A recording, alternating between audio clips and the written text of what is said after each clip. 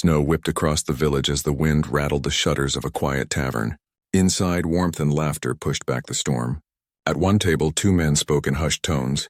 Rumors spread of a mercenary who fought like a lunatic, charging into every battlefield with eyes as empty as death itself. He never fought for money, and when the fighting ended, he vanished only to reappear at the next war. Witnesses claimed he always muttered the same chilling phrase as though mocking his own survival. Whispers grew darker. Some said he carried a grudge against the empire, others that he was once a prince of a fallen kingdom. The scene shifted to a blood-stained snowfield, where soldiers surrounded a wounded man slumped against a rock. His dark hair hung over a bloodied face, his gaze sharp despite exhaustion. Knights recognized him instantly.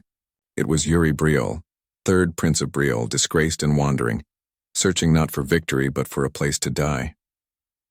Once, his name had been spoken with reverence. Now it was tied to ruin. 10 years earlier, he had been a reckless youth. At 18, he gambled in crowded casinos, his grin as sharp as the dice he rolled. He won again and again as though luck bent to his will. The royal mage Hernando had watched him with suspicion, unable to understand how he always prevailed. Others saw only arrogance, and when accusations of cheating flared, chaos erupted. Yuri revealed his identity with brazen pride, declaring himself the Third Prince, a claim that only deepened the hostility around him.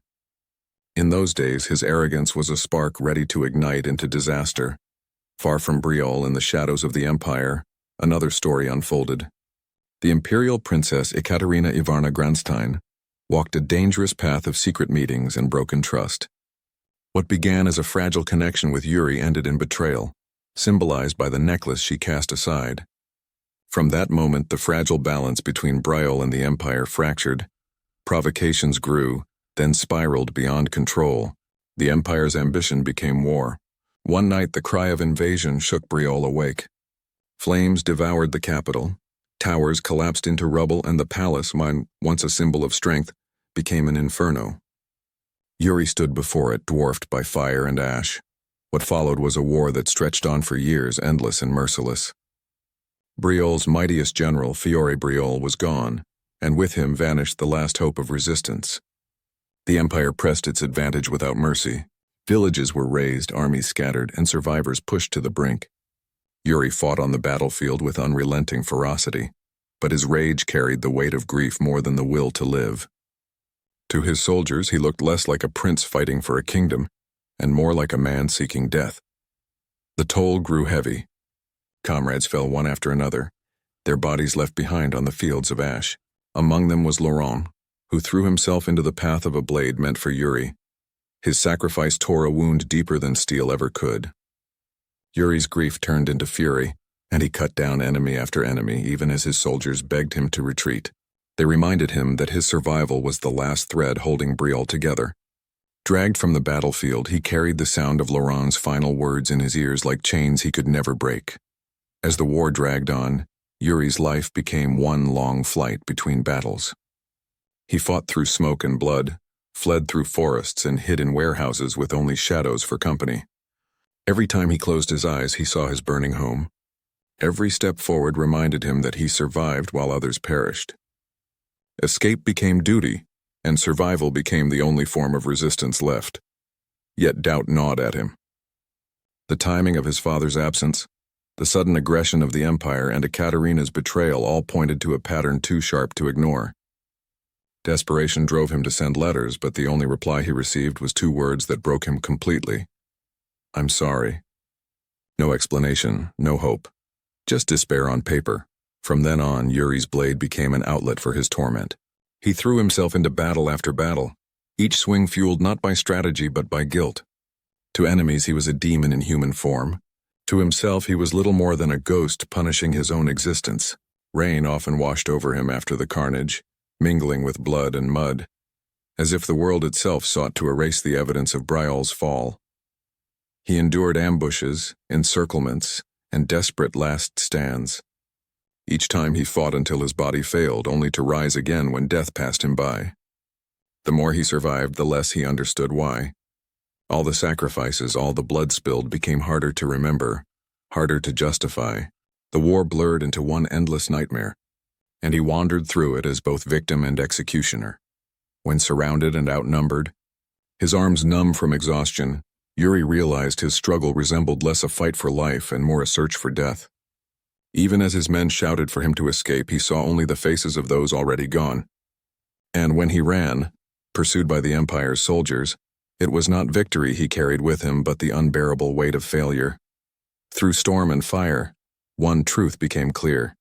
Every life lost, every comrade buried had carved away at him until nothing remained but punishment. His ideals had burned away with his kingdom, leaving only guilt to drive him forward.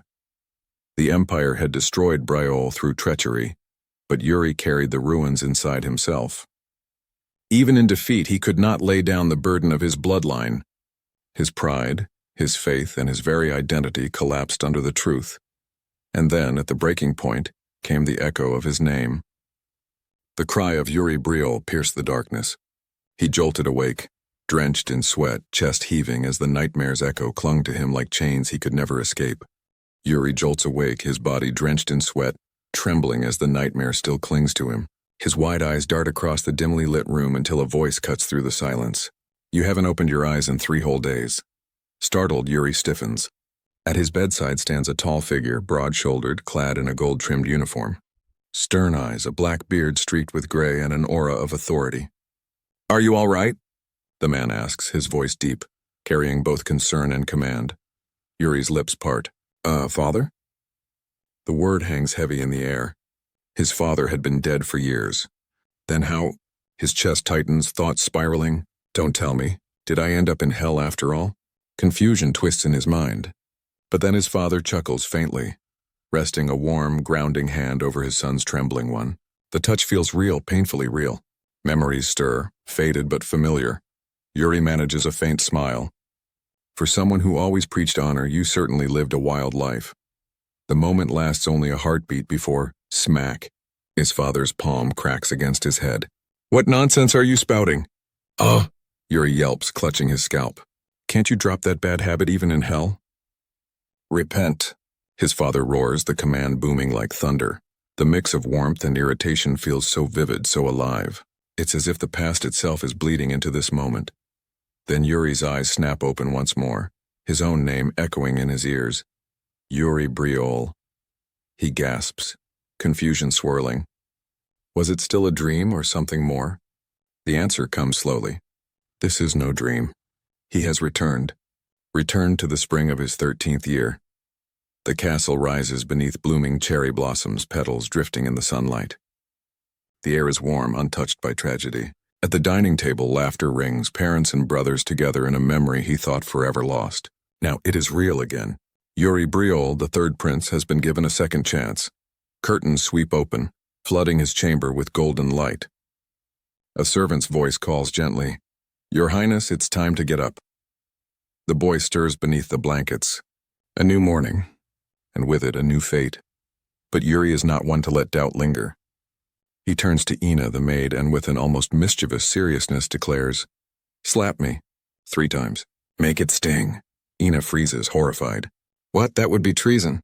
Yuri only smirks. "It's not treason if it's my order." Reluctantly, she obeys. The sound of each strike cracks the air, leaving Yuri's cheek burning red. He winces, then mutters, "I forgot how strong Ina is. The pain is sharp, undeniable. This isn't a dream." Later, the palace training grounds ring with the clash of wood. Yuri stumbles back from Ina's strike as a few noble boys snicker on the sidelines. His irritation grows.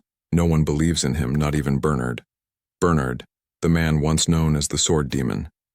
His wooden blade moves with deadly precision, but his lessons lack spirit. Yuri remembers why. Years ago, he overheard Bernard speak in quiet disappointment. He has so much talent. If only he were diligent, he could have been a blessing to Briel. Pride wounded, the younger Yuri rebelled, stopped listening. Bernard gave up on him. Their training became empty. But now Yuri's grip tightens. His voice cuts through the courtyard. "Bernard," the swordsman pauses, eyes narrowing. "From today on," Yuri declares, determination blazing, "things will be different." Bernard studies him in silence. Then a faint smirk. Without warning, blue aura erupts around his blade, raw power crackling in the air. "Very well," he says, "then let us begin." Real training. He lunges. The impact shakes the courtyard. Yuri scrambles, blocking desperately as sparks of mana burst between their strikes. The pressure is crushing, the speed overwhelming. This isn't sparring, it's survival. Sweat streams down Yuri's face as he stumbles, barely keeping up. Blow after blow rains down until his sword is knocked free. He collapses onto the ground, gasping for air, and yet through the exhaustion a faint smile tugs at his lips. If I keep enduring this, I'll grow stronger. Bernard lowers his blade, pride flickering in his stern eyes. Your Highness, he says softly, a rare note of respect. Yuri, sprawled on the ground, meets his gaze, determined, unyielding. But the moment shatters when a maid bursts in breathless. Please hurry, Your Highness. His Majesty is looking for you. Confused, Yuri frowns. Why? She hesitates. Count Johannes and his son have arrived. Yuri's eyes widen. Memories flash. Flames, betrayal, the fall of the kingdom. The traitor who opened the gates. Goth Barkvar. His voice turns cold, each word sharp as steel. Ina? Yes, Your Highness? That boy. Where is he now? In the royal dining hall, golden plates and fine dishes lined a long table draped in red. The king sat at its head, surrounded by nobles and princes. The air was heavy with formality. All eyes drifted toward Yuri, the third prince. His calm composure drew murmurs. Some noted how much he had changed. His body stronger, his aura sharper. The king's remark was cold, wondering aloud if his son had eaten something unusual. Laughter followed, but beneath the surface tension simmered. One noble joked about sharing a meal with Yuri to gain his strength. Another snapped back that his own son was already clever enough, only to be dismissed as still lacking. At the far end, a prince admired Yuri in silence, even blushing, until Yuri's sharp glare crushed him with pressure like a storm. The boy froze, sweat beading on his forehead. The moment broke when one of Yuri's brothers leaned closer. He asked quietly if something had happened between Yuri and Goth. Yuri's hand tightened around his fork. Yes, that bastard stabbed me in the back. His brother smirked, teasing him. And you'll just let it go? The great Yuri Briol? Yuri said nothing, but his gaze pierced across the table. Goth shifted under the weight of it, irritation twisting his face. Memories of betrayal and fire flickered through Yuri's mind. This time, he thought, the past would not repeat itself. He turned to Goth with calm steel in his voice. I hear you're good with a sword. The boy fumbled, caught off guard. Before he could answer, Yuri's hand slammed against the table. You brat. The challenge spilled into the courtyard. The two boys faced each other with wooden swords. Yuri's voice was firm. The kingdom has no need for narrow-minded knights. Goth protested that he wasn't even a knight yet, but Yuri pressed forward. Aren't you destined to strive for the kingdom? Without warning, he attacked. The clash rang through the courtyard. Goth shouted that the surprise was cowardly, but Yuri's relentless strikes left no room to breathe. A blow across the cheek sent Goth stumbling. Desperate, he cried for chivalry. Then Yuri dropped his sword. Goth froze, confused, until Yuri dashed forward, striking with a swift kick that sent him sprawling. Standing over him, Yuri lowered his blade. His voice was cold. Goth Backbear, your father is a count and a respected knight. Do you understand what that title is for? Who gave him that power? Goth stammered, unable to answer. Yuri's gaze hardened. In this life, he would ensure no knight of Briel carried weak thoughts, not even himself. When the duel ended, Yuri clasped Goth's hand. From now on, see the essence of every situation. Think carefully about the meaning of these words. Goth turned away, silent. Later, his older brother teased him with a grin. Are you really that strong? Honestly, I thought you'd lose. Yuri gave him a flat look. What on earth do you take me for? The reply came quick. Our kingdom's biggest troublemaker and gambler. Yuri's face grew serious. I'm not going to be like that anymore. So you should stop causing trouble too. The unexpected words left his brother stunned. Yuri smiled faintly to himself. Have I really gone crazy? Training continued into the evening. Exhausted, Yuri collapsed to the ground. His instructor approached, telling him it was time to learn a mana method. Yuri was surprised, but Bernard explained it would not be his own. Instead, he recommended the Briluan method, pure, efficient, and worthy of royalty. Yuri remembered mastering it in his past life as a mercenary. But this time, he wanted more. He asked Bernard to recommend someone from the royal guard with outstanding aptitude. Bernard thought carefully, then spoke. If we speak only of aptitude, Gerard is exceptional. Memory stirred. In his past life, Jared had survived until the very end of the war. Barely. His skills were poor, his body untrained, his desperation wasted on raw potential left untouched. Yuri recalled standing beside him in the inferno, both of them nothing but rusted swords. Now, reborn with knowledge of what was to come, Yuri's resolve sharpened. He would not waste that potential again. As the sun set, painting the sky in shades of orange and red, Yuri rose with determination. "Well then," he murmured with a faint smile, "shall we pay our slacker knight a visit?" Inside the training grounds, a blond knight gripped his sword, preparing himself. From a distance, Yuri watched, his lips curving into a subtle, knowing smile. The evening sky deepened into shades of crimson and violet, the last light of the sun spilling across the castle walls. From a balcony overlooking the training grounds, two knights stood watch, their armor faintly glowing in the twilight. Below them, the courtyard rang with the sharp crack of wooden swords. Soldiers locked in practice matches, their voices rising in grunts and laughter. The third prince appeared, his confident stride drawing immediate bows. "Your Highness," a knight greeted respectfully. "What brings you here?" "I came to see how the training is going," the boy replied, his tone light but his gaze sharp. Down below, the soldiers sparred with passion, but the prince's eyes narrowed. "Indeed. They seem motivated," he muttered, then asked the question that made the knights exchange uneasy glances. "Where is Jared?" The recruit stood out quickly, his blade moving with skill but without effort, his footwork cautious, almost lazy. He did just enough to avoid defeat, nothing more. The prince frowned. So Bernard was right. He's only pretending to train, already rusting before he's even begun. The air shifted when the prince requested a wooden sword. He pointed directly at Jared. "That one. I'll spar with him." Gasps rippled through the courtyard. Jared stiffened as heads turned toward him. He stepped forward reluctantly while the prince moved with calm confidence. The two met in the center, golden light from the high windows casting long shadows across the floor. From the sidelines, comrades shouted encouragement. "Newbie, don't embarrass yourself." Another added with a grin, "Stay sharp." The prince's voice cut through the noise, steady and cold. "Jared, show me what kind of knight you are."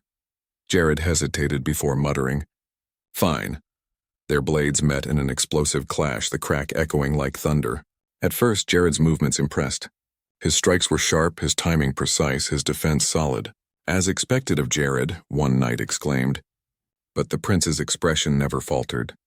He met every strike seamlessly, adjusting to Jared's rhythm with unnerving ease. Their swords locked together, sparks of friction flying. The prince tilted his head, lips curling in a taunt. "Not fun, is it? This is nothing but a performance." With sudden force, he shoved Jared back. "Let's do it properly now." The duel escalated. Jared gritted his teeth, attacking harder, his blade slicing through the air with fury. Sparks burst with each clash. The prince staggered under a heavy blow but held firm, eyes blazing. "Even against a knight, I will land at least one hit." He launched forward with explosive speed, his wooden blade crashing down. Jared stumbled, stunned by the impact. Gasps rippled through the crowd. "He hit him?" one soldier cried in disbelief. Cheers erupted. "Your Highness, that was amazing." The boy straightened, smiling with pride. "That's more like it." His breathing was heavy, but his spirit was unbroken. Jared's unease deepened. Though he pressed the attack, it felt as if he was being cornered. What is this? I'm the one attacking, yet he's the one in control. Frustration burned.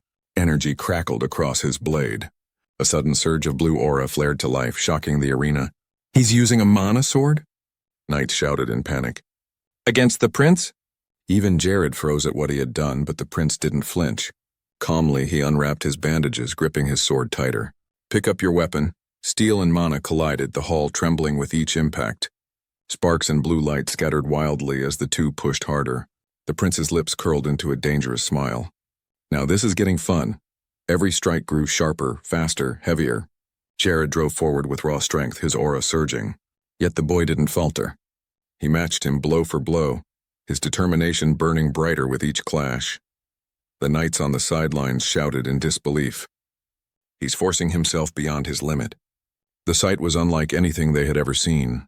The duel reached its peak, wood against mana, sparks flying, sweat dripping, eyes locked. Their blades clashed and held, their faces inches apart. And in that moment, Jared's thoughts rang in disbelief. This isn't training. He's driving himself past the point of breaking, just to surpass me. The storm of their duel roared on, shaking the arena, and one truth became undeniable. The third prince was no ordinary boy. He was a force that refused to yield. The grand hall was thick with heat and smoke, the air trembling as two warriors faced each other. Broken tiles and splintered wood already littered the ground, proof of how far their duel had gone. Jared gripped his blade so tightly his knuckles turned white, sweat streaming down his cheek.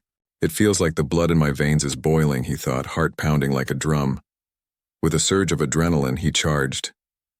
Every spar he had ever fought, every opponent he had ever faced flashed through his mind, but never had he felt like this.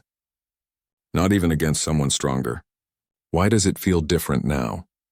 The young prince met him head-on, eyes blazing with resolve. Bruised, battered, but grinning as though the fight itself gave him life.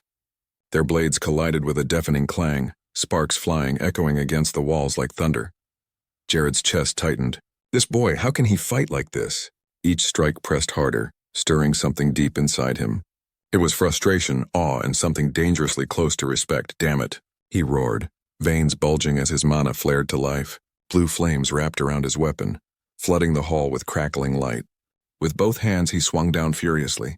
The impact exploded across the chamber, stone cracking, wood splintering, dust clouding the air. When the blast faded, Jared stood frozen, chest heaving, the aura around his blade flickering weakly. Across from him, the young prince remained standing, bruised and covered in dirt. He exhaled slowly, then lifted his head with a faint, defiant smile. It's over. The words struck harder than any blow. Jared's pride wavered, his silence betraying his disbelief. Then the boy lowered his sword and extended his hand. I've learned something from you, Jared. The knight blinked in surprise before awkwardly reaching out. No, thank you. You've worked hard. His thoughts swirled in turmoil. That intensity, that resolve. I've never felt anything like it. How can someone so young fight with such unyielding will? But before the moment could linger, a voice barked from the sidelines. What are you doing? The prince is bleeding from the head. Jared, startled, panicked. I'm sorry. He let go instantly, bowing before rushing off. The boy chuckled faintly, muttering, Don't just freeze like that. Then exhaustion finally claimed him. He collapsed onto his back, staring up at the cracked ceiling. Breathing heavily, he whispered, Who? Above, soldiers erupted in cheers. Your Highness! That was incredible. Fists were raised high, the sound of their celebration filling the chamber. From the balcony sand, the captain of the royal guard stepped forward. His sharp eyes studied the boy lying below, taking in every detail. The prince looked up in surprise. Captain, when did you arrive? Just now, came the calm reply. There, beneath the golden lights of the hall, the young prince lay sprawled across the floor, exhausted, but victorious. His broken sword rested at his side, a symbol of both weakness and unyielding strength. Days passed. The storm of battle gave way to peace, the palace once again filled with sunlight. Birds wheeled above its gleaming spires, fountains glittered in the gardens. Through the marble colonnade walked Jared, his steps heavier than before, his posture sharper. His eyes caught the figure waiting ahead. You're off duty now, right? The boy called casually. Third Prince, Jared muttered, caught off guard by his presence. The prince smirked, leaning against a pillar. Good, come with me, we've got somewhere to be today. I still need to train, Jared replied stiffly. You've already come to your senses, the boy cut him off, his voice confident. That's thanks to me. You should repay the favor. Jared sighed, defeated by the boy's boldness. Understood. They walked side by side. Jared frowned. Where exactly are we going? Just follow me quietly, the prince answered, his tone both casual and commanding. Then his eyes gleamed mischievously. Don't worry. I'm bringing one more person. He cupped his hands around his mouth and shouted, Ay! From a distance, a figure turned, a man with silver hair and a flowing black cloak. Hernando, Royal Mage of Briol, Hernando, the boy called. The mage raised an eyebrow, clearly unamused. What is it, Your Highness? We've got somewhere to go. Assist me, the prince ordered firmly. Hernando scratched his head. I'd like to, but I've got pressing business. I'll pay off your gambling debt, the boy interrupted coldly. The mage froze, eyes widening. Are you serious? Yes. Everything you lost to me, wiped clean. Hernando pulled out a folded paper with a sly grin. Then let's put it in writing. The boy's expression fell flat. Is the name of the third prince really worth so little? He buried his face in one hand, muttering in frustration. Jared, he snapped suddenly. You vouch for me. The knight stiffened under the sudden pressure. Understood. Satisfied, the mage chuckled. Well then, shall we be off, your highness? The boy's gaze hardened, his words cutting sharp. Our destination is Sword Mountain. Jared and Hernando stiffened in shock. The prince lowered his chin, lips curling into a determined smile, the jewel at his chest catching the sunlight. From this moment on, his eyes blazed with conviction. We're going to raid the Founder's dungeon. The stone corridor stretched endlessly beneath the earth, its damp bricks breathing out the chill of centuries. Cobwebs clung to the ceiling, vines crawled across the walls, and the flicker of a lone torch was the only light against the darkness. Jared held the torch high, sweat glistening on his brow despite the cold air. I didn't even know a path like this existed beneath the royal palace, he muttered uneasily, the shadows stretching long behind him. His voice bounced down the passage before he asked, Your Highness, what's at the end of this cave? Yuri, walking ahead with calm, unwavering steps, answered firmly, It leads to Sword Mountain. Jared nearly stopped. Sword Mountain? The one from the legends about the Founder himself? Yes, Yuri replied, his tone leaving no room for doubt. His thoughts weighed heavier than his words. In another life, after Briel had fallen, the Empire uncovered a dungeon there, said to be the Founder's legacy.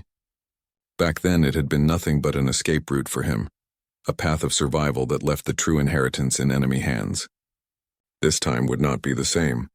His jaw tightened. Unlike the past, I will not flee. I will move forward.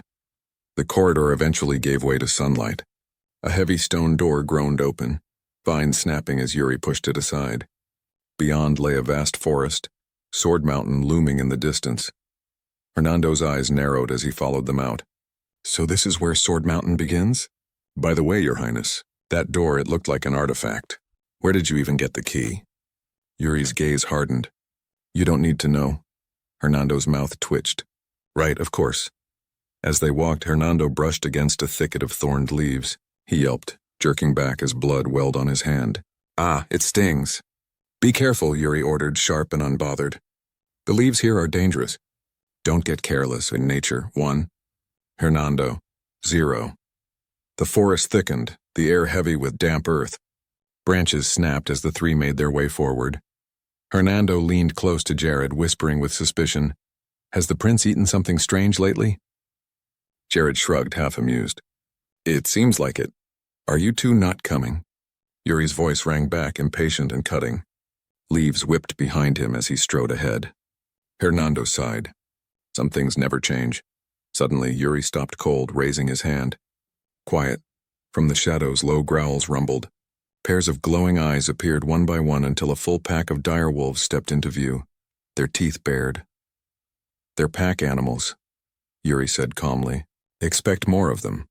Hernando blinked, bewildered. How did you even know that? I read it in a book. A book? Hernando sputtered, frozen in disbelief. They tried to slip past quietly. For a moment it seemed they might succeed, until Hernando stepped down hard. Crack. The sound snapped the forest into chaos. Wolves lunged from the brush, snarling, fangs glistening. Hernando froze, stammering, ah, before Jared burst forward. Mana flared bright blue along his sword as he cut the first beast down in a single strike. Blood sprayed the leaves as the body hit the ground. Impressive, Yuri noted sharply, his tone calm but approving. You knew their fur was tough and used mana. Well done, but... His expression hardened. This is far from over. The largest of the wolves stepped forward, eyes glowing like molten fire. Its howl shook the trees, summoning more of its pack. Shadows poured in, their snarls filling the clearing. Jared raised his sword again, mana flames roaring along the blade. Stay close behind me! The clash exploded. Two wolves lunged together, claws raking through the air. Jared roared, his blade blazing as he cleaved through them in a single arc. Blood and sparks filled the clearing, yet the pack was relentless. Wolves circled from all sides, their eyes gleaming in the firelight. Jared's sword cut left then right, meeting fang with steel, but each strike cost him strength. Sweat ran down his face, his arms trembling from the sheer weight of the fight. Just as the circle tightened, Hernando finally stepped forward. His palms lit up, flames spiraling into the night. Orbs of fire ignited around him, spinning like miniature suns before launching outward. The battlefield erupted in firestorms. The wolves howled, their bodies scorched as Jared cut through those that remained. Sword and flame collided with fang and fur until the clearing blazed with smoke and blood. When silence returned, Jared stood panting, his sword dripping with mana residue. Hernando lowered his hand slowly, the fire fading to embers. "He fights well," Hernando muttered, impressed despite himself. Yuri's eyes narrowed, his voice calm but unshaken. "Yes, but even that isn't enough." At last the forest opened to a cliffside. Sword Mountain rose in the distance, painted gold and crimson by the sinking sun. Jared frowned. "Is this really it?" "It doesn't look special." Yuri crouched, his gaze sharp. A faint glimmer caught his eye in the dirt. "Found it." He brushed aside soil to reveal a red gem set in the hilt of an ancient weapon. Jared rushed forward. "Your Highness?" "We need to pull it out," Yuri said firmly. Together they heaved. Dirt fell away as an ancient blade rose free, gleaming as though untouched by time. The gem pulsed, glowing faintly. A word shimmered across the steel: "Guilty." All three stared in silence before the ground shuddered beneath their feet. Cracks spread like lightning across the cliff. Stones split. Jared's eyes widened. "Should we find out now?" The earth gave way and the three were swallowed by the abyss below. A scream echoed through the cavern, cut short as silence swallowed the stone hallway lit by faint blue crystals. The young prince stirred, his eyes opening to find himself sprawled across Jared's chest. Nearby, Hernando groaned, his body faintly outlined in mana, sword discarded at his side. He had shielded them at the last second, and the prince, though impressed, couldn't resist the jab. Impressive. Glowing orbs floated up as the silver-haired mage chuckled, cloak swaying. "Wow, it's deeper than I thought." His casual tone grated against the tension. Yuri's frown cut through the air. "Did you ignore the prince's safety just to protect yourself?" The mage laughed nervously. It was urgent." Before more could be said, a sharp click echoed. Red light pulsed in the stone ahead. The mage pointed. "Prince, look." But Yuri's cold reply came first. "If this is a distraction, it won't work." The glow twisted into motion, red streaks tearing the air. "It's a ghost," the mage yelped. From the shadows emerged a towering figure clad in corroded armor, cloak tattered, eyes burning crimson. "A death knight," Yuri muttered grimly, sweat rolling down his cheek. "Jared, get up," he barked. Half-conscious, Jared groaned. I said get up." The force of his voice snapped the night awake. Jared stumbled to his feet just as the figure advanced, its oppressive aura filling the chamber. "Prince, step back. I'll take care of this." Yuri raised a brow. "Oh, wow. Took your time." The Death Knight's steps boomed closer, blood-red mist spilling from its armor. The boy whispered again, sharper this time. "Death Knight?" Once a knight, now reborn stronger in death than life, but Yuri's voice stayed calm. "It's fine. This one isn't dangerous." "How can you be so sure?" Jared demanded, blade raised, sweat dripping. "Because I can feel it," Yuri replied. This was no ordinary monster. This was the guardian of their ancestors' dungeon. Why would it harm the bloodline of Briel? The Death Knight stared, silent. Then suddenly his gauntleted hand gripped his weapon and swung. "Prince!" His allies screamed. The strike split the stone, the entire chamber shaking. Gasps followed. One companion even muttered, horrified, "I can't believe the prince's head got split in half." Yuri turned, hair trimmed but head intact, glaring. "Watch your mouth," the Death Knight's eyes flared crimson. That arrogant attitude. Just like his. Yuri narrowed his gaze. "Who's he?" The name fell like a curse. Yuri Briol. Both companions froze. The boy's voice steadied. Yuri Briol, the first king. The swordsman who conquered the continent with a single blade. The founder of our kingdom. Tension gripped the cavern. The Death Knight spoke again. Unless one bore Briel's blood, the ancestral sword could never be drawn. Yuri looked at the blade in his hand, realization dawning. This truly was the supreme treasure of their founder. His grip tightened when a chilling voice cut through the air. "I used it," Yuri flinched. The Death Knight leaned closer, hollow words dripping like ice. "The fact that you used it, that's what's frightening." The boy forced a nervous apology. Sorry, for touching something that isn't mine. But crimson eyes bored into him. Heir of Briol, state your reason for coming here. Summoning every ounce of resolve, Yuri's voice rang out, I am Yuri Briol, heir of Eric Briol and the third prince of this era's Briol. Pass his legacy to me. The Death Knight studied him in silence, then turned his back, cloak billowing. The time has come. I must fulfill my duty. Yuri followed, chest tight, determination blazing. And then came the words that shook the cavern. I shall give you what you seek. Jared trailed behind uneasily, thoughts racing. A Death Knight talking to them, leading them. This was nothing like the guard life he had signed up for. Jared. Yuri's sharp call snapped him out of it. The boy stood bathed in crystal light, gaze steady. What are you doing? Jared stammered, caught between visions of fire and the prince's voice dragging him back. He whispered, trembling. Prince, but you're not coming? Yuri pressed, already moving forward. Light suddenly burst through the cavern, blinding them. The Death Knight's voice thundered, You are worthy. When Yuri opened his eyes, he was alone. The cavern was gone, replaced by a barren plain under a burning sky, jagged peaks rising in the distance. The ancestral blade hung at his side, heavier than ever. His breath caught. Where am I? The trial had only just begun.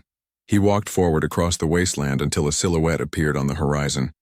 Against the sun stood a man with a sword. Yuri's heart raced. The Founder? He whispered, before his instincts screamed. The figure slammed into the earth, dust exploding, the ground shaking. That's not human, Yuri gasped, bracing himself. The creature lunged, blade raised high. Steel met steel, Yuri barely holding back the strike. Ugh, then light flared. A sword of pure energy took shape in the creature's hands, glowing with deadly brilliance. Yuri's eyes widened in awe and dread. A mana sword? The true trial had begun. Yuri froze, eyes wide as realization crashed over him. This is mana method! Before him, the faceless figure pressed glowing mana into its chest, forming a radiant core that pulsed like a second heart. Blue energy erupted outward, wrapping its entire body and blade in crackling light. Yuri's grip tightened on his sword, sweat trickling down his temple. It's showing me the way to wield mana itself. The figure lifted a finger, almost like a teacher giving instructions mid-lesson. Yuri blinked, baffled. Wait, you actually expect me to copy this? Right now? In the middle of a fight? He let out a shaky laugh. Our founder was seriously insane. And honestly, who trains like this? No manuals, no lectures, just watch me swing a glowing sword and figure it out. Real motivational stuff. The boy steadied his breath, eyes fixed on the glowing warrior. Training someone who hasn't even learned mana yet, by throwing them into live combat. It was madness. But maybe only someone with 2 lifetimes could survive this kind of madness. Someone like him. Dropping to one knee, he pressed his palm to the ground. Streams of light coiled up his arm, flickering unsteadily. Was it like this? He muttered. Mana shimmered faintly across his skin, trembling under his control. Hey! The faceless figure barked, snapping him back. Yuri clenched his teeth, lifting his sword as sparks danced across the blade. I'm still confused, he admitted, determination blazing in his eyes, but fine. Let's do it properly. The faceless opponent grinned, raising its own radiant weapon. Yuri tightened his stance, voice low but burning with conviction. I have to get stronger. Because sooner than anyone thinks, the Empire will invade Briel. The vision twisted. Dark skies drowned in blood-red light. A shadowed figure appeared, green eyes glowing with menace, an army behind him. His voice thundered. This time, no matter what it takes, I'll crush them. Blades of mana erupted across the battlefield, entire ranks collapsing beneath waves of blue fire. Yuri clenched his own weapon, eyes blazing. I'll absorb it all, he shouted, charging forward into the storm. Darkness swallowed everything. His vision narrowed, then opened into a massive training hall lined with dummies, racks of weapons, and glowing lanterns. A training ground? Jared muttered, stepping forward cautiously. His boots echoed in the silence until a shadow moved. Jared raised his blade but froze. Standing before him was himself. A doppelganger, he whispered, shock tightening his chest. The clone smirked. Jared, don't defy your fate. Of course. Because nothing says ancient magical trial like fighting your own evil twin. At this point, it's basically a rite of passage. The double sneered. Didn't you join the royal guard just to live a comfortable life? Stay away from the third prince. The more you resist, the more miserable you'll become. For a moment, Jared faltered. Once he might have agreed. But now his resolve burned brighter. His voice cut like steel. Is it because you're a fake that you don't get it? Once a sword is swung, it can't be taken back. Dwelling on it only weakens you. The doppelganger's mana blade flared. Such arrogant thoughts. The air crackled as the two Jareds clashed, their strikes exploding in showers of sparks. The battle raged. How monotonous. The clone taunted mid-swing. Defense without risk, nothing but fear. Jared's eyes narrowed. Memories surged, his own doubts, his wasted potential. His teeth clenched. Back then, I really was boring. With a roar, he leapt high, blade glowing fiercely. So damn boring. He came crashing down, his strike tearing the false image apart in a violent flash. The fake shattered into fragments, but instead of vanishing, it melted into grotesque slime. The ooze writhed, rising into a massive, hideous beast. Jared groaned, sweat running down his cheek. Great, from evil twin to sly monster. Real original. He steadied his blade, fire burning in his eyes. The prince must be fighting through his own trial by now. He raised his glowing sword high. Then I'll overcome mine as well. Meanwhile, Yuri staggered against shattered stone, body trembling. His faceless opponent advanced, radiant sword raised. The boy's wide eyes followed every step until the blade came crashing down.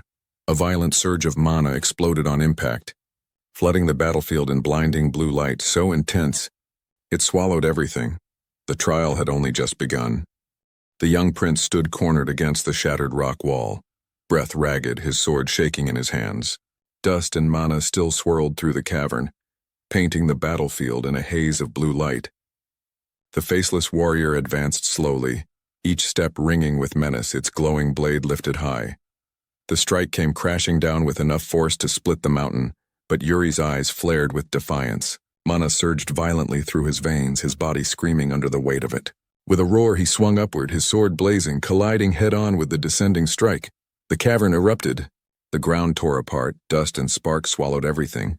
Yet when the haze cleared, Yuri was still standing. His chest heaved, sweat dripping, but his stance was no longer that of a cornered boy. The battlefield had taught him, each clash carving deeper instinct into his body. The trial wasn't training anymore. It was survival, and survival had forged him. For a heartbeat, he thought he was finally keeping pace. But then cracks spread across the faceless figure's body. Chunks of stone fell away as its form dissolved into glowing streams of light. It's disappearing, he muttered softly. His lips curved faintly. So it's time, huh? Thank you. Gratitude filled his chest, but it ended with a wince. Pain surged through him, forcing his eyes shut. When he opened them again, silence pressed in. Cold, heavy, absolute. Alone, sword trembling in his hand, Yuri understood. The trial was far from finished. Elsewhere, Jared blinked awake, gasping. His palms trembled. Did I just return? A deep voice answered from the crystal throne. Seems like you had a good dream. Jared squinted at the armored figure. What was that? It was Eric's arrangement, the cloaked knight said, his words echoing against the stone. A legacy meant for Briel's descendant, Yuri thought bitterly. In his past life, Sword Mountain had been crushed by the Empire. No heir had made it this far. Raising his blade, he pressed. Did the founder himself use this mana method? No. It was Eric's last creation, born of his enlightenment wandering the east. You are the first to inherit it. Then why not leave it to the family directly? Because this dungeon doesn't open until the time is right. And it has opened now. The words carried a finality that left the chamber colder. Yuri lowered his eyes to the shimmering sword in his hand. What's its name? Simonchum Soul Severance, the knight intoned. The name etched itself into Yuri's heart. Yuri Briol, the figure commanded. Kneel. The boy dropped to one knee. The gauntlet pressed against his head as the vow resounded. Never fear your enemies. Yes. Follow what you believe in. Yes. To the very end, fulfill Briol's duty. Yes, then came the agony. Power surged violently through his body, searing like fire against his soul. He cried out, his body arching under the weight of his ancestors' oath. Remember, the knight thundered, voice fading into light. Briol never abandons its honor, even if it costs life itself. Yuri's eyes glowed faint red as the vow sealed into his core. Morning sunlight poured into the palace. A maid swept open the curtains, chirping, "Your Highness, it's morning." Yuri stirred, pressing his forehead. I stopped by the archives last night." "The archives?" she asked, surprised. His mind drifted back to the dusty records, lines about Eric Briel's sibling, one who abandoned honor and disappeared. Now Yuri knew that sibling had become the Death Knight who guided him. Later, guards escorted him down torchlit corridors. One knight glanced back. "Your Highness, I'll report everything to His Majesty." Yuri's jaw tightened. Do you have to?" The knight smirked faintly. "Yes, I feel like I should." And here's the part where every viewer collectively sighs. Nothing like being joyfully ratted out before breakfast. In the throne room, golden chandeliers glowed above as his father's sharp eyes locked onto him. "Hernando told me everything," the king said coldly. "You snuck out, reached the founder's dungeon? And that sword. That's what happened," Yuri admitted. The king rose from his throne, listing names with disdain. "Your maid Bernard sent, even Hernando. All say you've changed. What changed you?" His hand pressed against Yuri's head. "Speak." Sweat gathered as Yuri tried to step back. "It's because Your Majesty clenched your fist." The king lowered his hand, humming quietly. "I see." "Then speak." Yuri swallowed hard. "I had a dream." Suspicion flickered in his father's eyes. "A dream?" The sunlight cut through the hall, wrapping around the young prince as he lifted his gaze, unflinching. His voice rang steady, every word heavy with resolve. "Yes. In that dream, I committed a great sin." The silence that followed was suffocating, the weight of his words echoing through the vast chamber. The boy finally spoke, his voice steady despite the crushing weight behind his words. He admitted that in his dream, he had committed the gravest sin of all, the sin of failing to protect Briol until the very end. He described how the kingdom fell into ruin, consumed by a great war. The streets ran red with blood and countless lives were lost in a brutal massacre. He had tried to prevent it, but every effort ended in vain. In the end, Briel collapsed, its legacy smothered by flames, and he, stripped of honor, fled in disgrace. His tale ended with the bitter image of himself dying in misery, a man broken by failure and shame. As he recalled waking from that nightmare, another chilling detail emerged. The necklace his mother had once given him, a cherished token, had vanished. The thought struck him like ice. Maybe that dream wasn't just a dream at all, but a warning from his late mother. Looking straight at his father, he voiced this belief, his tone firm yet carrying a trace of unease. The king listened in silence, his piercing gaze never wavering before asking the most crucial question: what exactly had destroyed the kingdom in that dream? The boy froze. Sweat slid down his temple as he struggled to answer. His lips parted, but hesitation weighed him down. The truth hovered right there on his tongue. Dangerous foreboding, impossible to fully admit. Inside, his thoughts sharpened. It's too soon to mention the Empire. If I reveal it now, it may twist everything. And if I'm truly rewriting the past, perhaps their invasion might never happen at all. Out loud, he steadied himself. "I'm not certain. It was a black army of unknown origin." The king's stern expression softened. A faint, almost amused smile crossed his lips. "I see. Whether it was just a nightmare or a message from Lily herself, I'm glad you've gathered your resolve." The boy lowered his eyes, the thought heavy in his chest. "Resolve? No, I'm just desperately struggling to atone for my sins." The image of crimson fire and disgrace lingered, haunting him still. Then his father's calm but commanding voice cut through the silence. "There's one more matter. Bring your sword." The hall shifted, and before him hung a great portrait, framed by heavy crimson curtains. The man depicted stood tall, regal, sword clasped in both hands. Yuri Briol, a legend etched into the kingdom's history. A man said to have held a sword since the moment he could walk, gaining every possible first in his lifetime. Around him, the corpses of monsters once littered the battlefield. His name was carved into the continent itself, remembered as one of the top 10 strongest, and even then, he was judged closest to the very peak. In other words, he was considered the greatest swordmaster the continent had ever known. The boy stood frozen in awe. "This is my first time in Father's personal training hall," he whispered. His father's profile cut sharply through the air. I never thought any of my sons had the talent for the sword. The boy lowered his gaze, but his voice carried quiet conviction. I believe I might have some talent. A faint smirk tugged at the king's lips. Talent, huh? Without warning, his massive blade rose, pointing straight at his son. The boy stiffened as the cold edge gleamed before him. What exactly is a swordsman's talent? Fiore demanded. Strength, speed, reflexes, or perhaps instinct. The boy swallowed hard, but his father pressed on. If you had all of those, would that alone make you a great swordsman? The answer was firm. No, his voice resonated like a hammer. What truly matters is the force that drives a man beyond his limits. The boy stumbled back, eyes wide. His energy, it's completely changed. Fiore's presence swelled, overwhelming, his hand gripping the hilt like a storm made flesh. Shall we call it the sword's calling? The king said, voice calm yet thunderous. The boy could barely whisper. Destiny. Perhaps, the king answered. Something like that. The boy lowered his gaze to his blade, heart pounding. In my past life, I was never destined to walk the path of the sword. But now? His grip tightened. This time he would not falter. Fiore stepped closer, boots striking stone with weight. Well, my son, should you hold the sword? The boy trembled, questions swirling inside. A voice in his head pressed further. Even in death, would you still hold that blade? But his lips faltered. I don't feel anything. Darkness consumed the hall. From the shadows, crimson eyes opened by the dozens, piercing him with dread. He gasped, frozen in terror. Then came the memory, jagged and sharp. Voices screaming, flames devouring the city, soldiers yelling for him to run. Prince Yuri. His eyes snapped open, reflecting fire. The city burned, towers crumbling under crimson flames. Soldiers marched relentlessly. Civilians cut down without mercy. Through the inferno, a black-armored knight advanced, his eyes cold and merciless. Yuri staggered, horror on his face. Why is Briel burning? Soldiers turned, pointing. It's the Third Prince.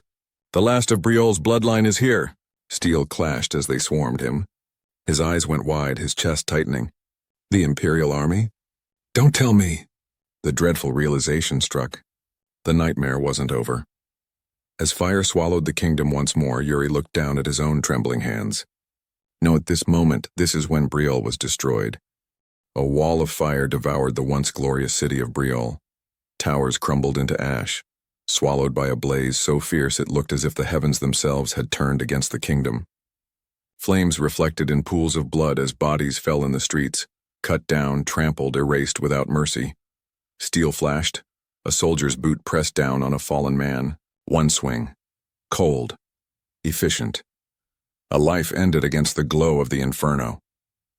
Through the smoke, a lone knight walked forward, armor blackened by fire, eyes hollow, yet burning with something deeper than fear. Then he stopped. What?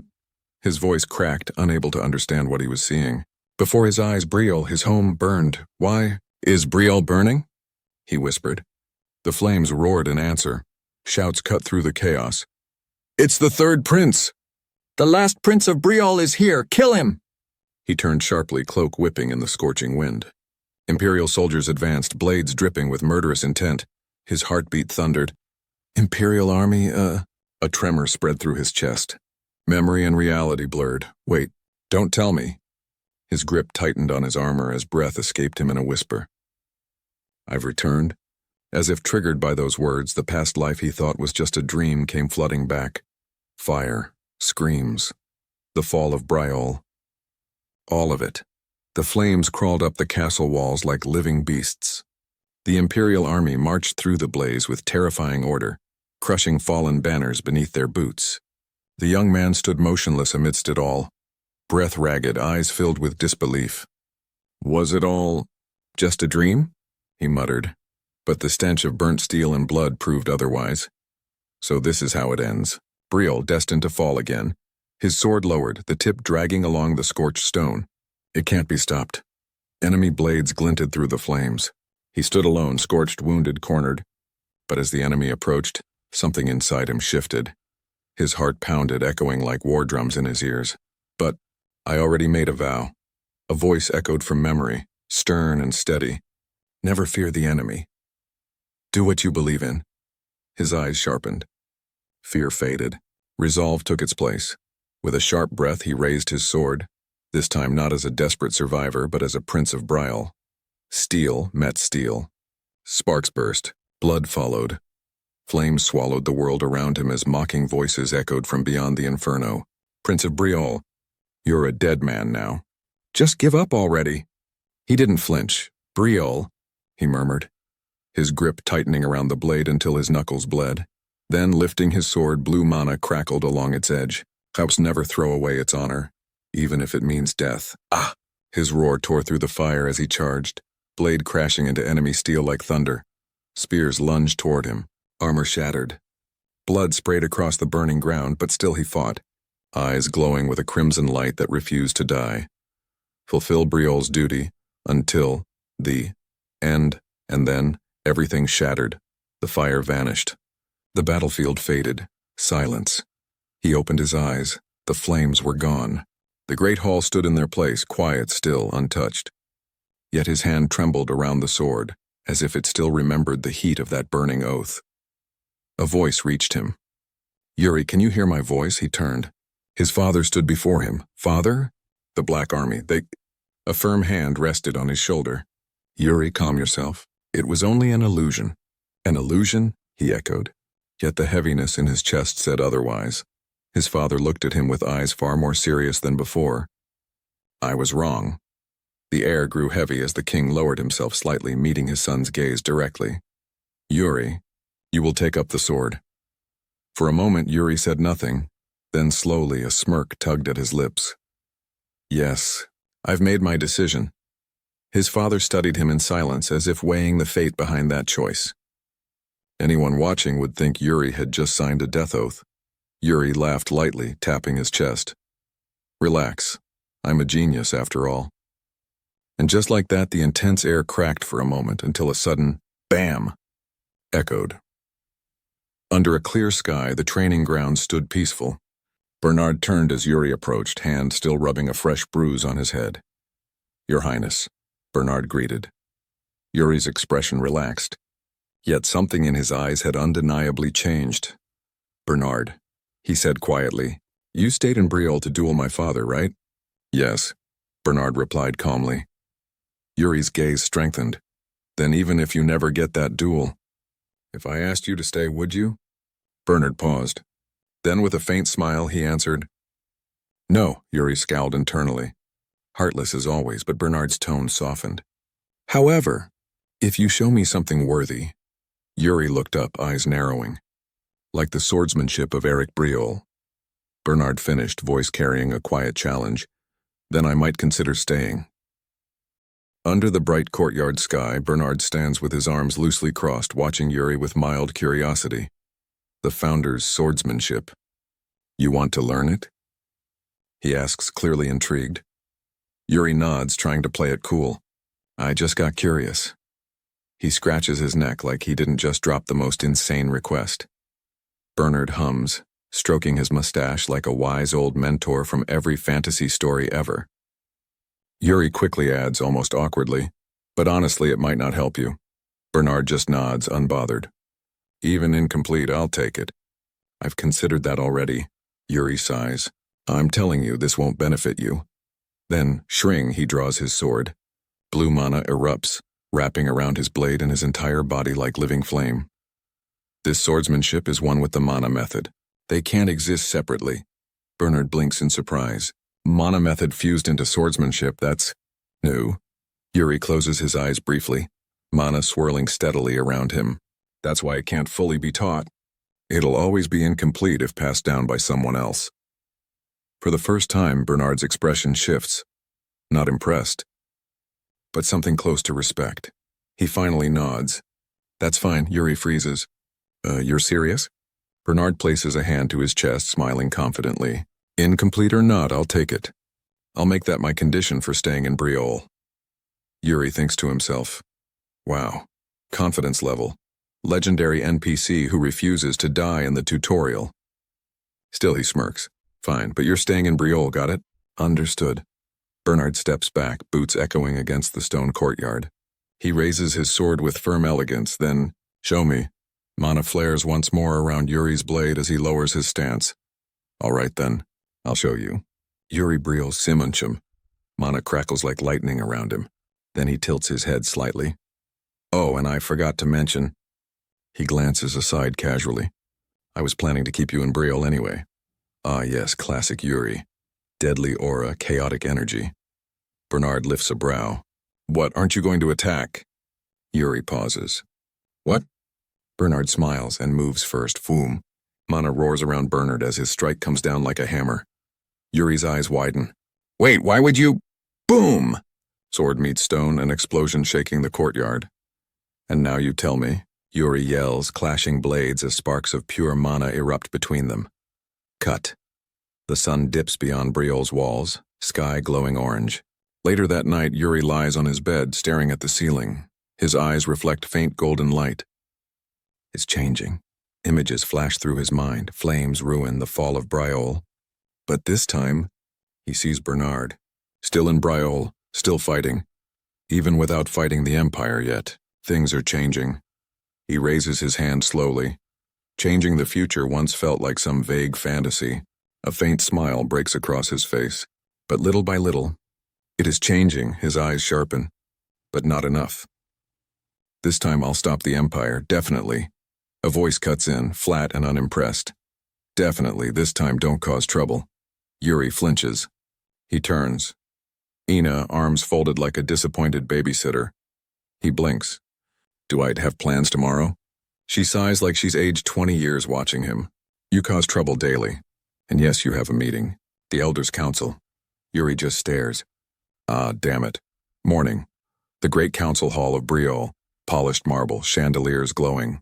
Bam. A noble slams his fist on the table. No way. Yuri sits calmly, absolutely unfazed.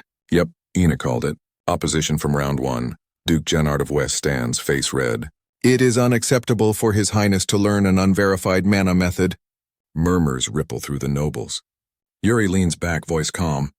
To gather the entire council just to argue about my mana method. I'm honored, Duke Gennard. Translation. Congrats, you've officially earned the title, Clown of the Council. Tension rises like a drawn blade. Sir Sand, your opinion? Gennard asks smoothly. Sand sits in silence, then... I can't say for sure, Gennard's eyes gleam. You hear that? Even the Royal Guard captain disagrees. The council erupts. Voices clash. Hands slam the table. Everyone argues about his future while Yuri just watches, expression flat. Look at these guys. The Council of Wise Elders? More like a tavern debate with extra jewelry. The atmosphere grows heavy. Almost all hands raise against him. Mana flares faintly around Yuri's fingers beneath the table. If I hadn't already engraved Sim Hunchum into my core, I wouldn't be able to defend it now, just as Gennard smirks, ready to declare victory. A lazy chuckle echoes. A man in a crimson coat leans back casually, eyes sharp. May I say something? He doesn't wait for permission. In this grand hall, his gaze sweeps across the nobles like a blade. How many of you have actually fought an orc with your own hands? Silence, and just like that, the balance shifts. The council chamber falls silent, an uncomfortable kind of silence where no one wants to admit the truth. Calcio Irancha's words hang in the air like a blade. He looks around with a lazy smile, tapping the table. Oh, anyone here actually fought an orc before? Not a single elder raises a hand. Duke Gennard's jaw tightens. Who are you to speak like this? State your rank. Right. Calcio gives an exaggeratedly polite bow, clearly mocking the room. Calcio Irancha, Free Baron. Unfortunately dragged here by Count Sidor's order. Murmurs ripple through the council. A Free Baron, representing Count Sidor, the border lord known not for politics but for war. A man who didn't write reports. He wrote death counts. The mood shifts instantly. Calcio smirks. Count Sidor doesn't bother explaining himself in meetings like this. I assume you already know why. No one does. Obviously, he continues, voice casual like he's commenting on the weather. See, when you're actually on the battlefield instead of polishing chairs in council halls, mana methods don't matter that much. Briel style, founded king style, Empire's lion fang. It's all the same if the swordsman holding it is weak. Then he turns toward Yuri. So, Your Highness, what do you say? The young prince speaks clearly, his voice steady. As a prince of Briol, I will learn the mana method of the founding king. I don't see how that is controversial. Calcio's grin widens in approval. There you have it. His instincts chose the founder's path, so I really don't get why people who hold neither authority nor actual responsibility are still talking. A twitch of rage flashes across multiple noble faces. Jenar slams a hand over the table. Such insolence. Calcio shrugs. Forgive me. When you spend every morning picking up corpses at the border, you develop personality. The nobles stiffen. Someone tries to salvage dignity. Well, the border has been rather quiet lately. Calcio's smile vanishes. Oh? So unless hundreds die, it's considered quiet? He leans forward. 4 men died the day I left. One of them was a friend I had breakfast with. Silence again. This time no one speaks. Yuri's eyes narrow. Orcs, Klein Duchy, the border. All the pieces start aligning in his mind. That's when he speaks. Have their movements changed? Calcio blinks, surprised. Yeah, more organized. A bit too organized. And Klein Duchy? Didn't they have troops stationed there? Calcio frowns. They pulled back suddenly. Yuri leans back slowly. And the villages near the retreat? Calcio's jaw tightens. Burned. Completely. The council starts murmuring, finally realizing this isn't just a debate about mana theory. Yuri's voice cuts through the noise. Did the Duke's third son screw something up? One of the younger nobles flinches violently. Yuri looks at him with the same calm expression one uses when stating the weather. Enough of this. He stands. I believe we've talked enough about my mana method. Let's shift focus to something actually urgent, Klein's retreat. The orc raids. Our borders. The council hall falls quiet, much quieter than before. Yuri turns toward the door. Let's stop spending time debating a teenage boy's training. Briel has more pressing enemies. And just like that he walks out, leaving the council humiliated, confused, and forced to follow his pace, not theirs. Later that night on the border, Calcio sits alone in a dim outpost room, speaking through a communication orb. So that's what the third prince said? A rough voice from the orb asks. Calcio leans back, thinking. Rumors said he changed. They were wrong. Wrong how? Calcio looks out the window. Soldiers patrol through cold air, their torches flickering like dying fireflies. He's not just changed, he mutters. He's already chosen a battlefield. Then he freezes, down in the torch-lit street. A cloaked figure walks among commoners, no guards, no insignia. Just a prince walking like a rogue. Calcio narrows his eyes. No escort, no noble carriage. Just walking straight into the city? For the first time, Calcio looks intrigued. Genuinely intrigued. Interesting. Under the moonlight that same night, Yuri walks through the slums with a hood over his head, a grin tugging at his lips. I snuck out just like you suggested, he says casually. His silver-haired companion stares in disbelief. Do you enjoy sneaking out of the palace this much? Yuri just shrugs. Back then I ran away from home for fun. This feels nostalgic. Your Highness, that isn't something to be proud of. Yuri ignores him. Instead he stops, flips a coin between his fingers and smirks. We're heading to the biggest illegal casino in the capital. His companion freezes.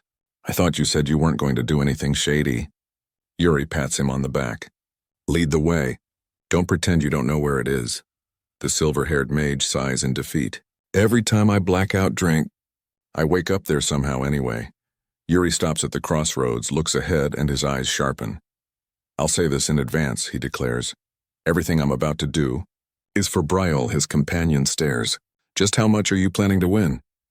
Yuri grins, stepping forward like he's marching into battle. Tonight, we flip that place upside down. In his previous life, there were a few names that echoed through the underbelly of Briol like curses whispered in the dark. First, the underworld king, a ruthless loan shark who ruled the black market from the shadows. Then, the merchant queen, a woman who built the greatest trading network in the entire continent. And lastly, the one that even criminals feared to speak of, an assassin, a silent monster who murdered the loan shark, took control, and painted Briel's streets red with fear. Back in the present, the doors to a smoky gambling den open with a creak. Dice stop rolling. Men holding cards freeze mid-game. Conversations die out as the third Prince of Briol walks in like he owns the floor, a calm smile on his lips. And the royal mage Hernando trailing behind him looking like he wants to evaporate on the spot. And standing at the center of it all, Goryo, the current loan shark. the man who rules this den of debt and blood. He forces a courteous smile, bowing with a tone that almost sounds respectful. Your Highness, welcome. Naturally, someone like me should greet someone like you. Yuri meets his politeness with a cold grin. Good.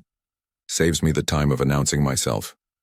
He sits down on a red velvet couch, like it's his personal throne.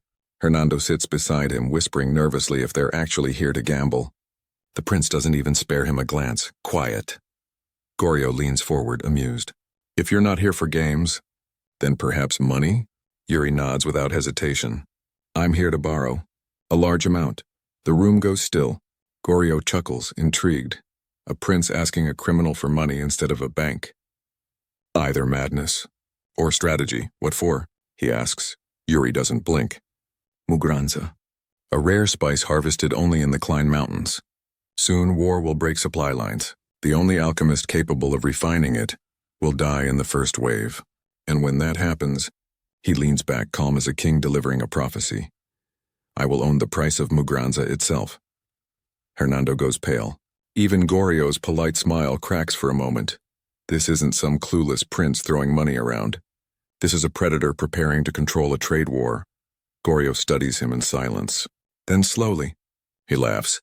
Very interesting, Your Highness. Later, Yuri and Hernando leave the gambling den. The city is quieter here. Lamps flickering against stone walls, distant market noise echoing like whispers. Hernando sighs in relief, thinking it's finally over. Yuri keeps walking. One more stop. Hernando nearly trips. They enter a rundown district where buildings lean like they're tired of standing. In front of a broken sign, Yuri stops. Here. He knocks on the door, ignoring Hernando's frantic whisper that this is a job for a guild, not a prince. The door cracks open. A cautious voice. Who are you? Iraine Wood, Third Prince Yuri Briol. I have a contract for you.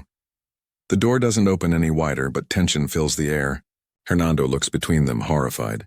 Trusting a failing merchant shop with royal trade? Madness. But Yuri's inner voice is steady. In my past life, she became the greatest merchant in the continent. People called her a queen. Not out of status, but because every deal she made felt like an oath. This time, she will rise under my banner, not fate's. They leave again. Hernando is exhausted, ready to collapse.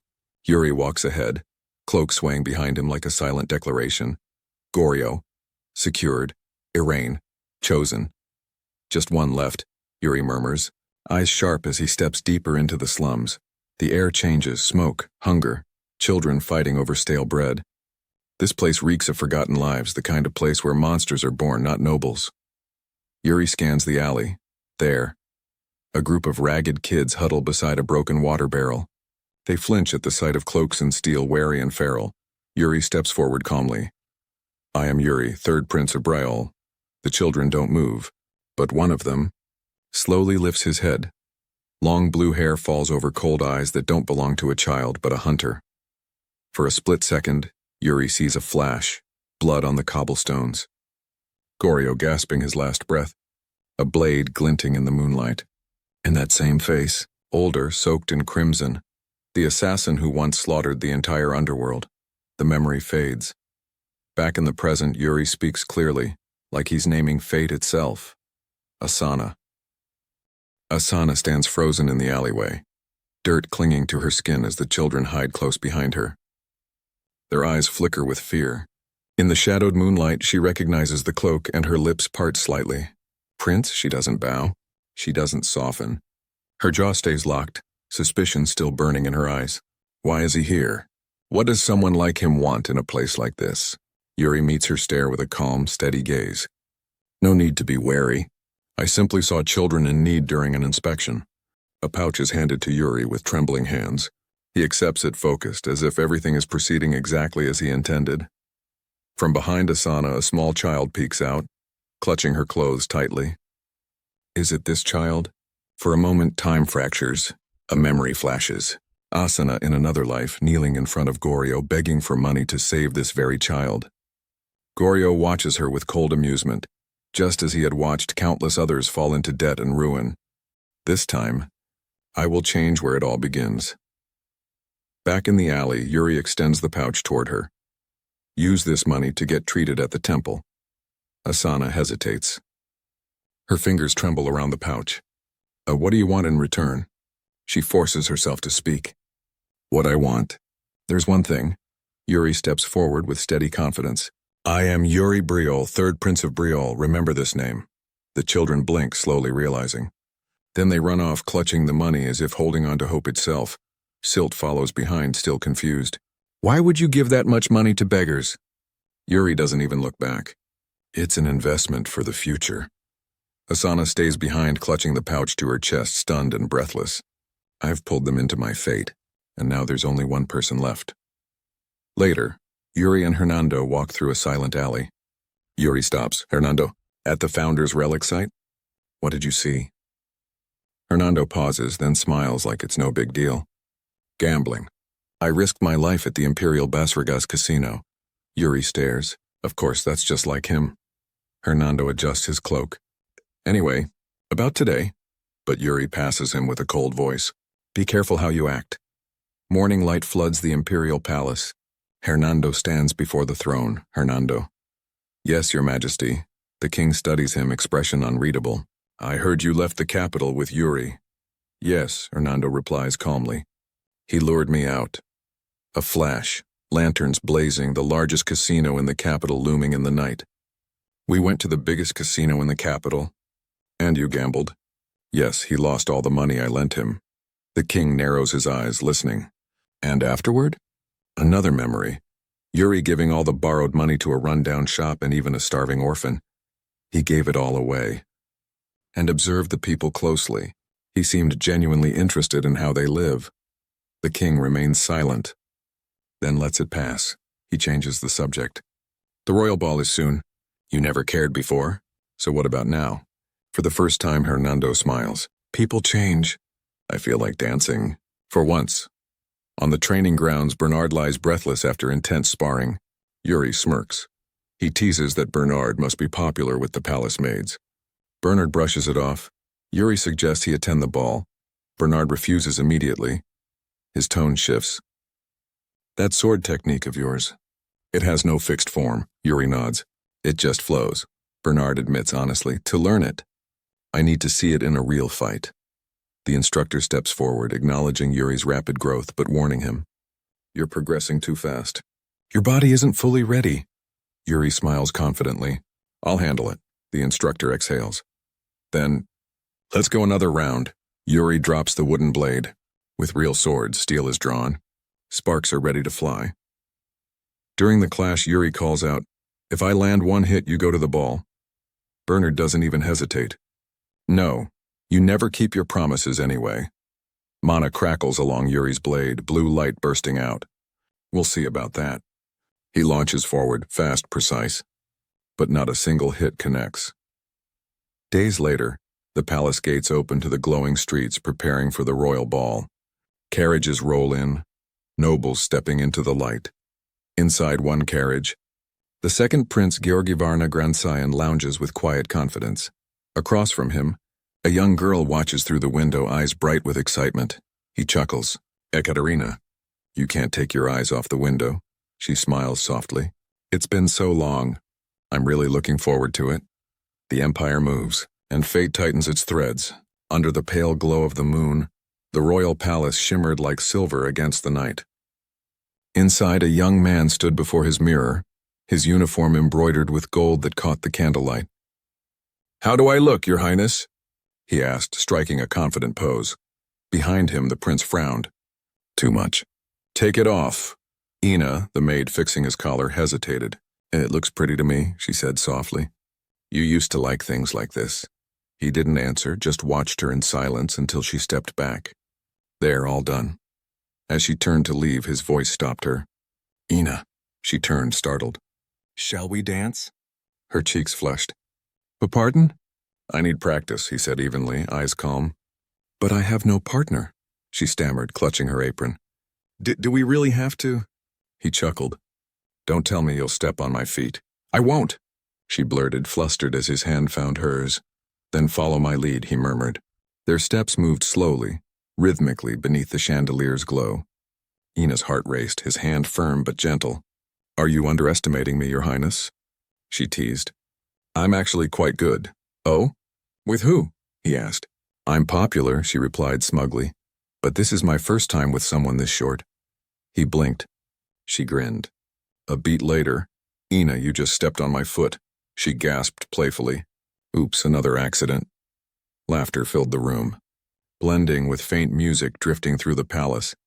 Elsewhere, in the grand ballroom, nobles twirled under chandeliers as the king watched from above, wine swirling in his hand, gaze cold and unreadable.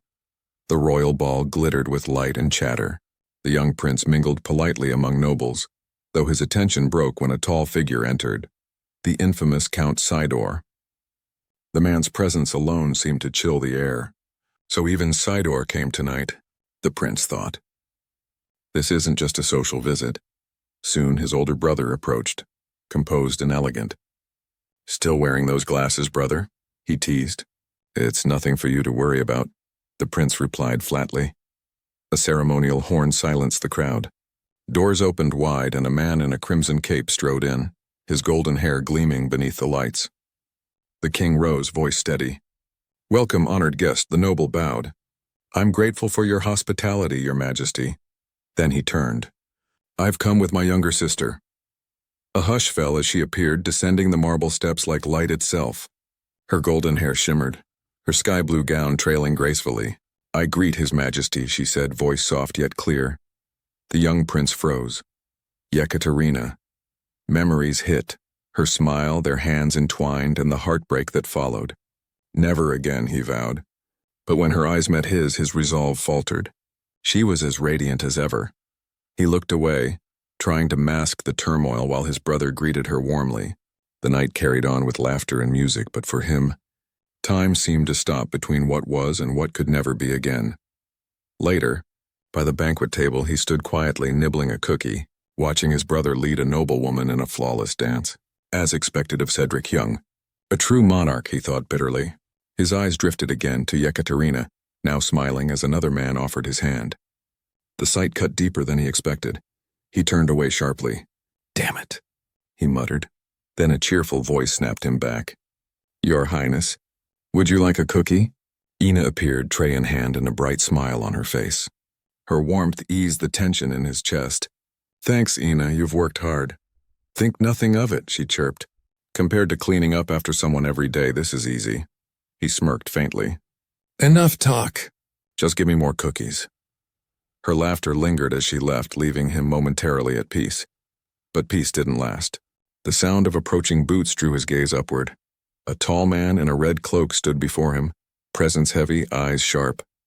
You are... The prince began cautiously. The stranger smiled faintly, his uniform glinting under the light. The Empire's second prince, Georg Ivarna Granzayan. Images flashed. Battlefields, blazing standards, the Empire's armies crushing Briel, the man who led our downfall. Forcing composure, Yuri bowed. Yuri Briol, Third Prince of Briol. Georg's smirk deepened. So you are the one. The air thickened. Power rippled, an invisible pressure coiling around Yuri's body. His breath caught. Sweat ran down his temple. 13 this year, aren't you? Georg said, eyes glowing cold green. Truly Fiore's son. Then as suddenly as it came, the pressure vanished. Georg stepped back, tone almost admiring. Such remarkable talent. Yuri clenched his fists. That wasn't praise. It was a warning. From the side, Cedric muttered darkly, What an unpleasant bastard. Then, a sharp crash. Everyone turned. Ina knelt on the floor, hands trembling, crimson wine spreading across the polished marble, creeping toward Georg's cloak. The red stain touched the imperial emblem. Her face drained of color. The imperial emblem, she whispered. I've defiled it. The ballroom went deathly silent. Georg looked down, voice low and smooth. Oh no. His lips curved in a chilling smile. This child, he murmured, hand drifting to his sword, seems to have made a mistake. Steel rasped from its sheath, gleaming beneath the chandeliers. According to imperial law, he said coldly, the punishment is execution. The chandelier sways, gold light scattering. Georg's sword is inches from a kneeling maid, and the ballroom is so quiet you can hear panic thinking. Have you come to disrupt my ball? Heavy footsteps. The king of Briel descends like a storm in a uniform. If you want blood, he says, stopping before Georg, spill it on your own land. Silence. Georg's smirk twitches, then he sheathes the blade. I ask for your majesty's understanding, he purrs. Translation, I'd like to keep my head today. The Empire and Briel have respected each other's authority, the king says. Georg's tone sharpens. And yet you don't. Then he drops the name. Gattensha. A yes. Diplomacy's favorite pastime, digging up old scandals at parties. When your majesty executed not a Briel knight but an imperial one, Georg says, voice carrying to every corner. The king's jaw tightens. The ballroom suddenly feels less waltz, more battlefield. Georg lifts the blade again. This is the same. For peace and honor. Nothing says peace like brandishing a sword at service staff. The tip hovers at the maid's throat. There won't be much blood, he adds. Wow. Customer service voice execution content. Yuri's hands curl into fists. He knows stepping in pokes the Empire's pride like with a spear. Briel does not abandon honor, your majesty. His voice cracks the tension. He steps between Georg and the maid. That child is under my protection. Georg studies him, amused and annoyed, like someone just told him no for the first time in his life. Underneath a flicker, caution. This boy isn't posturing. He means it. The king's voice follows, iron steady. Then her fault is the same as my own. Yuri adds, calm but firm. I carry royal blood. Please take that into consideration. Gasps roll through the nobles. Finally something worth gossiping about besides pastries. Yuri lifts his chin. Withdraw the execution and grant a trial by combat. Georg laughs low. Yuri, the third prince. Yes, your majesty. May I call you Yuri? The fake courtesy could cut glass. Of course. Very well. I accept. The king exhales. Resigned, not weak. So be it. Georg spins his sword and sheathes it with theatrical flourish. Normally I'd duel you myself, he says, basking. But for imperial dignity, I'll send my youngest squire. Classic. Outsource the danger, keep the spotlight. Yuri bows. I'm grateful for your mercy. See you at the duel, Georg says, cape doing its smug little wave. The hall exhales. Yuri turns to the maid. Ina. She's shaking. Your Highness. Because of me. Go rest, he says, gently helping her up. Don't worry about me. She's led away, tears glinting in the chandelier's light, while every eye burns holes in Yuri's back, the boy who challenged an empire before dessert. Through the thinning crowd, Yuri spots long golden hair. Catherine. She watches, calm but worried. He looks away. Schedule heartbreak for later. From a balcony, a silver-haired noble sips wine, studying Yuri like he's tomorrow's headline. Night replaces the ballroom glow. Moonlit corridors, tall windows, quiet thoughts until, what were you thinking? Yuri stops. Brother, do you realize what you've done? The older prince asks, stepping close. I couldn't watch Ina die, Yuri says. No wobble, just truth. A gloved hand lands on Yuri's head, rare warmth from a man who files emotions under classified. You had no choice, huh? There's the smallest smile, then the blade under the velvet. Should I help you? How? Your opponent, he says lightly. If their skills are similar, an accident could happen. Royal help, supportive with optional fatality. I'll handle it myself, Yuri replies, crisp. His brother studies him, then, miracle, smiles for real. Right, I trust you, Yuri Briol. Of course. Yuri walks on, thoughts settling like armor. If the Empire hadn't crushed us, brother would be king. This time I'll fight to see that future. Morning. Sun slams into the cathedral courtyard. White stone, bright banners, blades ready. At center, Yuri, calm. Across from him, a towering knight in full imperial plate. The stands fill with high-ranking nobles whispering like pigeons with titles. The third prince. Calling a duel? One scoffs. Lord Sened strokes his beard. The squire's stance is excellent. Quite imperial. Will his highness be all right? Another asks. Sened's mouth twitches. Look, all eyes drop to the arena. Yuri stretches. Rolls his shoulders. Exhales like this is a morning warm-up, not a national incident. Draws his sword in one smooth, unbothered line. There's no need to worry, Sened says quietly, pleased. Because in Yuri's eyes there's that red spark, the oath that doesn't bluff. In the hierarchy of magic, there existed one title so rare that most mages would sooner explode their labs than reach it: Grand Wizard. Among the Magic Tower's elites, this rank was reserved for those who'd achieved Dokman Mado, the transcendence of mind and spirit. Basically enlightenment, but with fireworks. Few could touch the forbidden art known as Heaven's Mandate observation formula, not a spell, but a divine power, a cheat code into destiny itself. And only one man had ever used it, Hernan. He was supposed to be the smartest man alive, until the night he got absolutely wrecked at a gambling table. Across from him, a calm young man flicked poker chips like he was born doing it.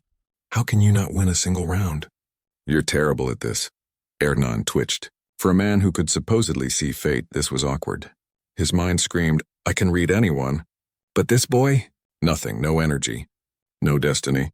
Just a blank screen." And in that emptiness, Hernan saw something terrifyingly familiar.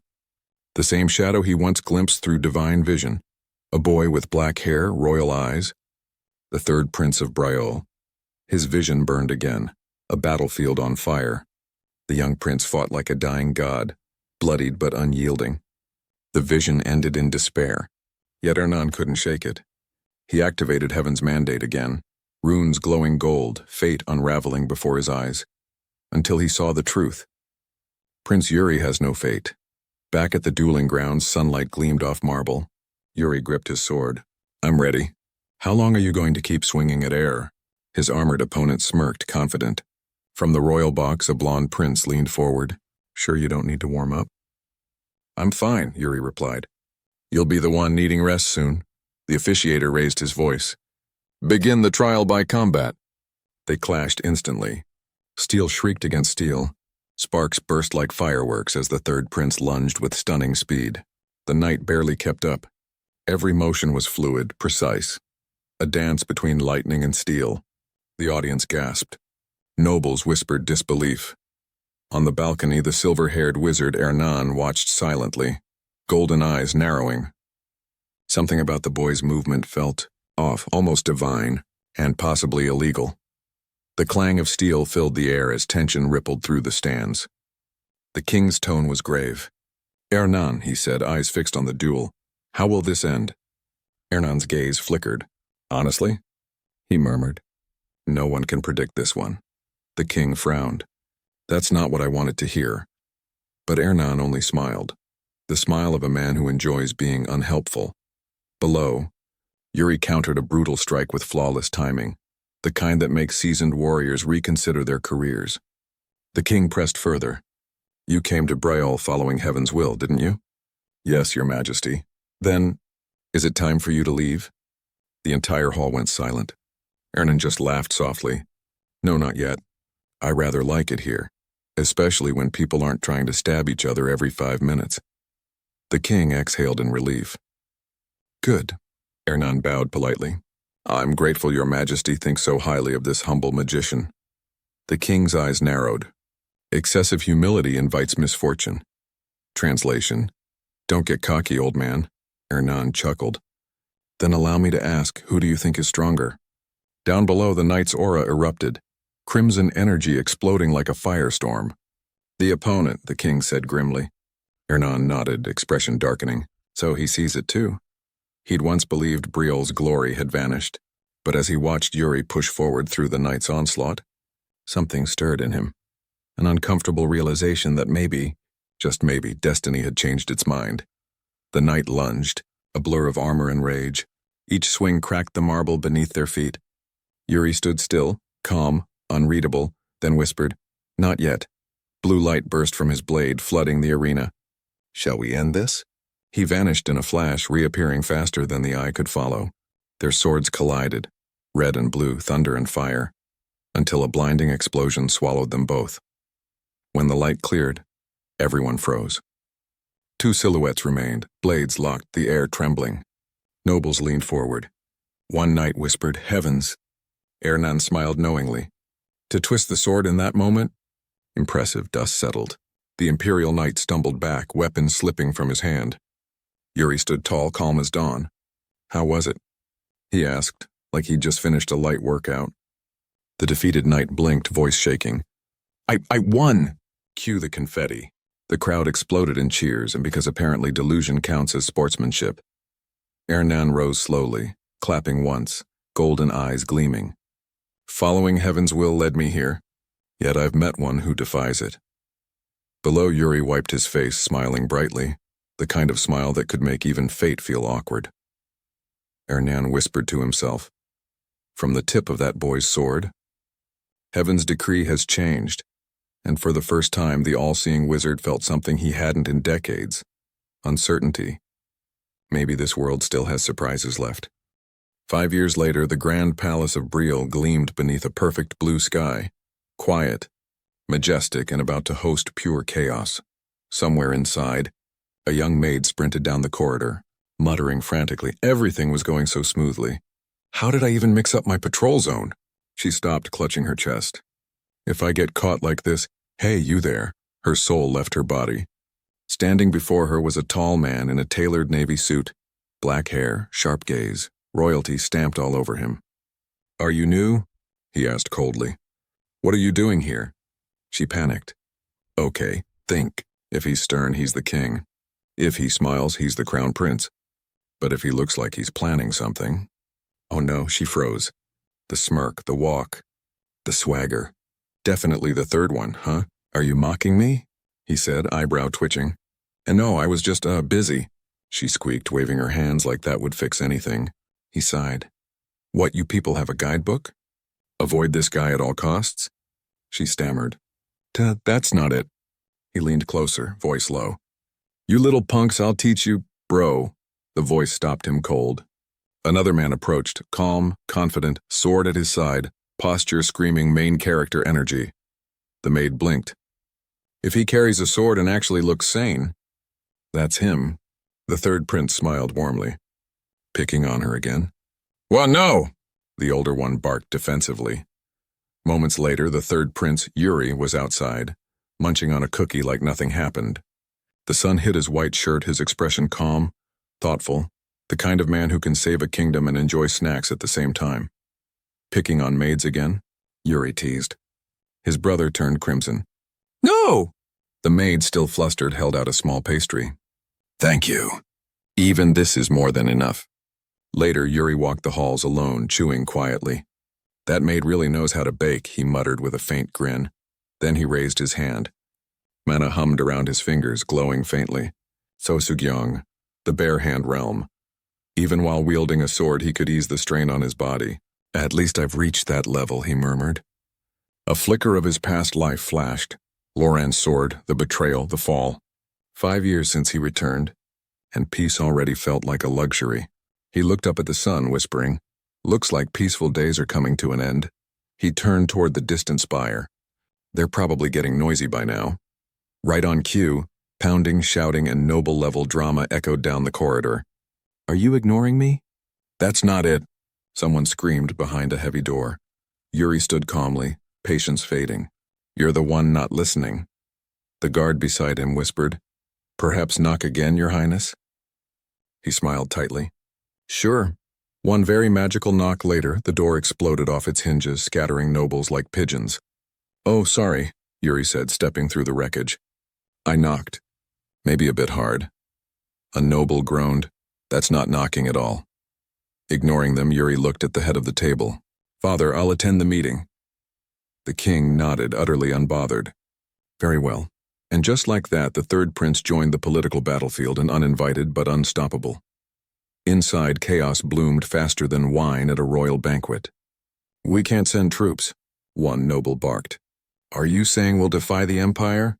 Another shouted. Yuri sat silently, eyes cold. So it begins. He remembered it all. The Alliance Army. The Empire's grand scheme to eliminate orcs. In reality, it had been a trap. The orcs retaliated, annihilating every nation's borders, when except the Empire's. He clenched the report in his hand. "Not this time. I won't send a single soldier." "Oh yeah? Then what about—" "Enough." The single word silenced the hall. Yuri rose. "I'll go," he said firmly. "I'll join the Alliance Army myself." The nobles froze. He continued, "Show some sincerity. In the name of Briel, don't bring shame to yourselves." The king watched quietly, a faint smirk tugging at his lips. So that's your move, huh? Later, steel clashed in the training courtyard. Yuri trained hard, blade flashing in the morning light. Yuri, his brother yelled, running toward him, panting. Are you really going to the Alliance Army? Yeah, but why you? Royalty doesn't need to go. Yuri smiled faintly. It's our duty. His brother froze and then struck a heroic pose. All right, Yuri. I understand your resolve. And now you do? Yuri muttered. I'll protect the palace while you're gone, his brother declared proudly, then bolted off before Yuri could even roll his eyes. Watching him vanish, Yuri sighed. Such touching brotherhood. His sparring partner chuckled.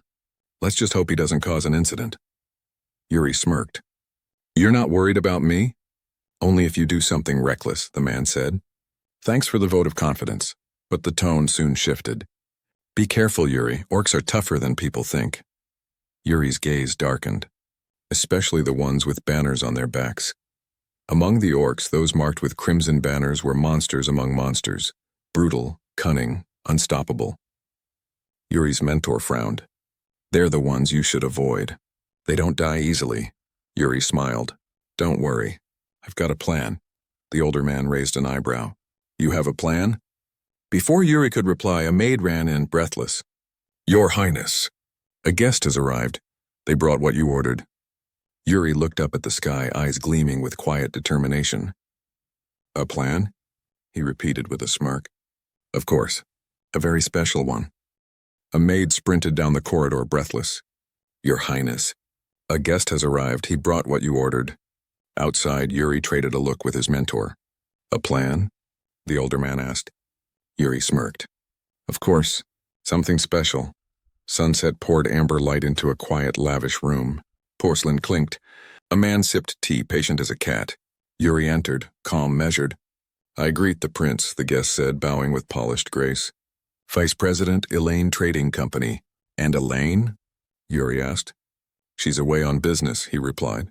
A flash of Elaine riding through a forest, cloak, confidence, the works. She insists she's made for field work. Yuri leaned back. Honestly, is that all you came for?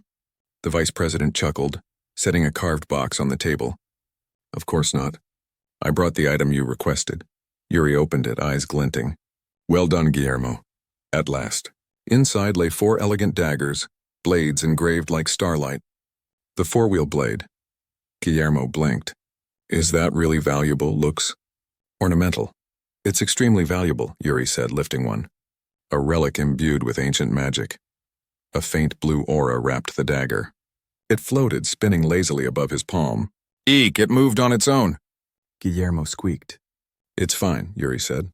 It won't kill you. Comforting tone. Alarming content. Are you moving it with mana? Yuri's amusement flickered. Did you think I just played around all day? The blade pulsed oddly. Yuri paused, then let it settle, closing the box. Send my regards to Elaine. Next time, bring a progress report on the Imperial branch. Guillermo bowed deeply. Understood. Silence returned with the sunset lines across the floor. Yuri leaned back. You can come out now. Shadows rippled. A woman in black stepped forward, silent, lethal. Asana, Yuri said with a faint smirk. I delivered the warning to Goryo as ordered, she replied, purple hair catching the firelight. A memory flashed. Goryo jolting awake, a letter pinned by his pillow. Yuri chuckled. He's always trying to get Elaine's money. She studied him. Are you truly joining the Allied forces? The palace staff are talking. I am. Be careful, she murmured. You talk like it doesn't concern you. Yuri opened one eye. What do you mean? You're coming too. A small smile. You think you can keep up? The fire crackled. Asana's voice lingered. Anywhere's better than where I came from. Then stay in touch, Yuri said, steady. Her form dissolved into shadow. A few days later, deployment day. A crimson Briel flag snapped against the sky. The courtyard buzzed with armor and nerves. Yuri, his brother called, immaculate in a dark suit, worry tucked behind his glasses. Come back safe. Yuri, polished armor, sunrise on steel, smiled. Don't worry. I'm invincible. I'll make Briel shine again. His brother tried for casual. Take breaks from studying, okay? Look after your eyes. Ha, got it. A beat, half pride, half fear. Then a sudden hug, tight and real. Take care, little brother. I'll be back, Yuri said softly. A horn split the air. Banners thundered above the walls. The march toward destiny began. Under a blazing sun, the ceremony roared to life. The king stood on the podium, presence like a hammer. Yuri climbed the crimson steps, boots precise. Nervous? The king asked, stern, faintly fatherly. Not at all. Then turn around. Rows upon rows of soldiers stared back, an ocean of lives under Briel's banner. All these soldiers. Their lives rest on your shoulders, Yuri. Not everyone will return. Yuri's jaw set. But no meaningless deaths. Not again. Are you ready to bear that burden?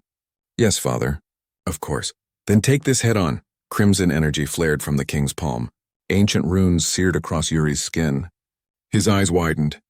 Resolve hardened. The air crushed down. Killing intent. A monstrous red aura rose, twisting like a living shadow. Yuri's body seized. My body, it's not moving. From the darkness, the silhouette approached. Slow, deliberate. What's walking toward me now is death. A deep, warped voice in his mind. If you try to run, you'll die, Yuri's eyes sharpened. His voice still trembled, but defiance rang clear. Then there's no way to reject it? No, blue flames erupted around him. Mana surged. His sword ignited azure. He raised the blade and met the descending force, steel to steel, light to blood. The courtyard shook under the impact. The king smirked, satisfied. You endured it well. Yuri, breathing hard but steady, met his gaze. Will unbroken. His hand trembled as he looked at it. Just now, that was... The king stepped forward, offering his own sword, authority forged in steel. No need for words, he said. Come back alive. Yuri straightened. Yes, sir. He turned to his men, raised the blade high, light flashing like a vow.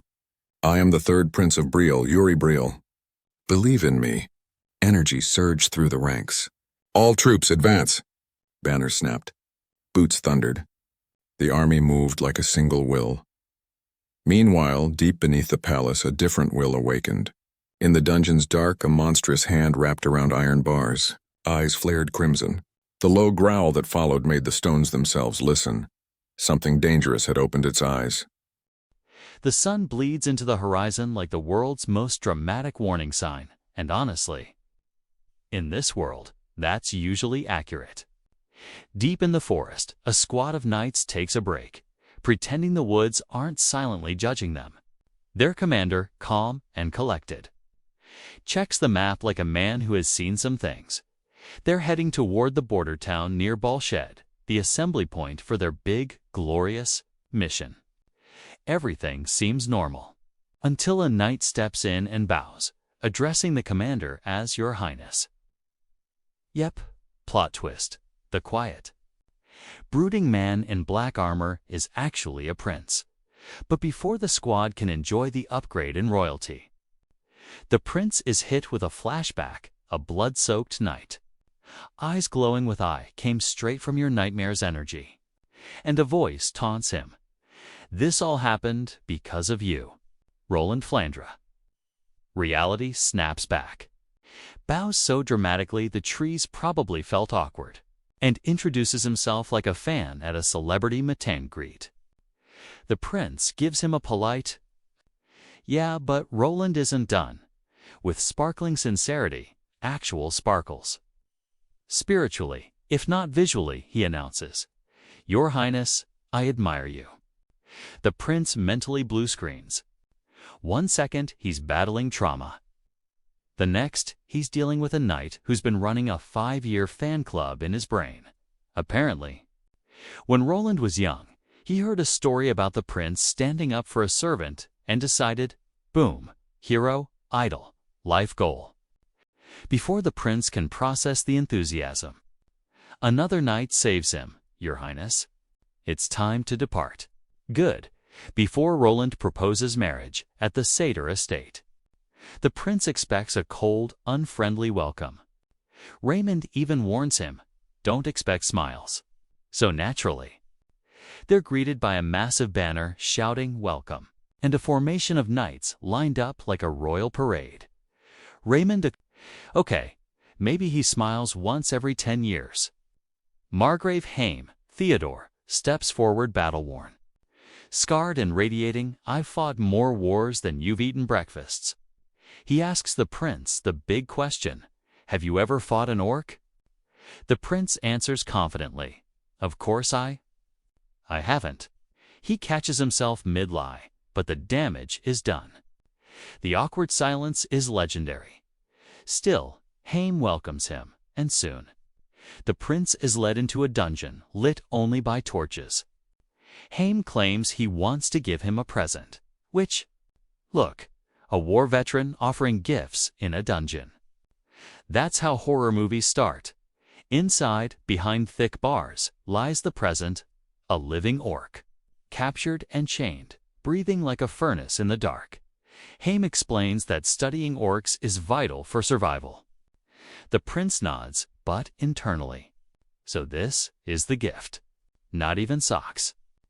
Then Haim drops the real bomb. He plans to use this orc to teach the men what war is actually like. The prince immediately senses hesitation behind him and turns sharply. Name, Simon. Asim. Peshu. What's on your mind? Simon swallows. This feels too much, even for prisoners. The prince smiles, not kindly. More like he's thinking, ah, you sweet summer child. Open the cage. The doors scream open. The dungeon floor trembles. A massive foot slams forward. Chains rattle. The orc rises, a towering monster with murder in its eyes. The prince gives Simon the sentence. It's a real battle. Fight the orc. Simon nearly faints. The orc charges. The ground cracks.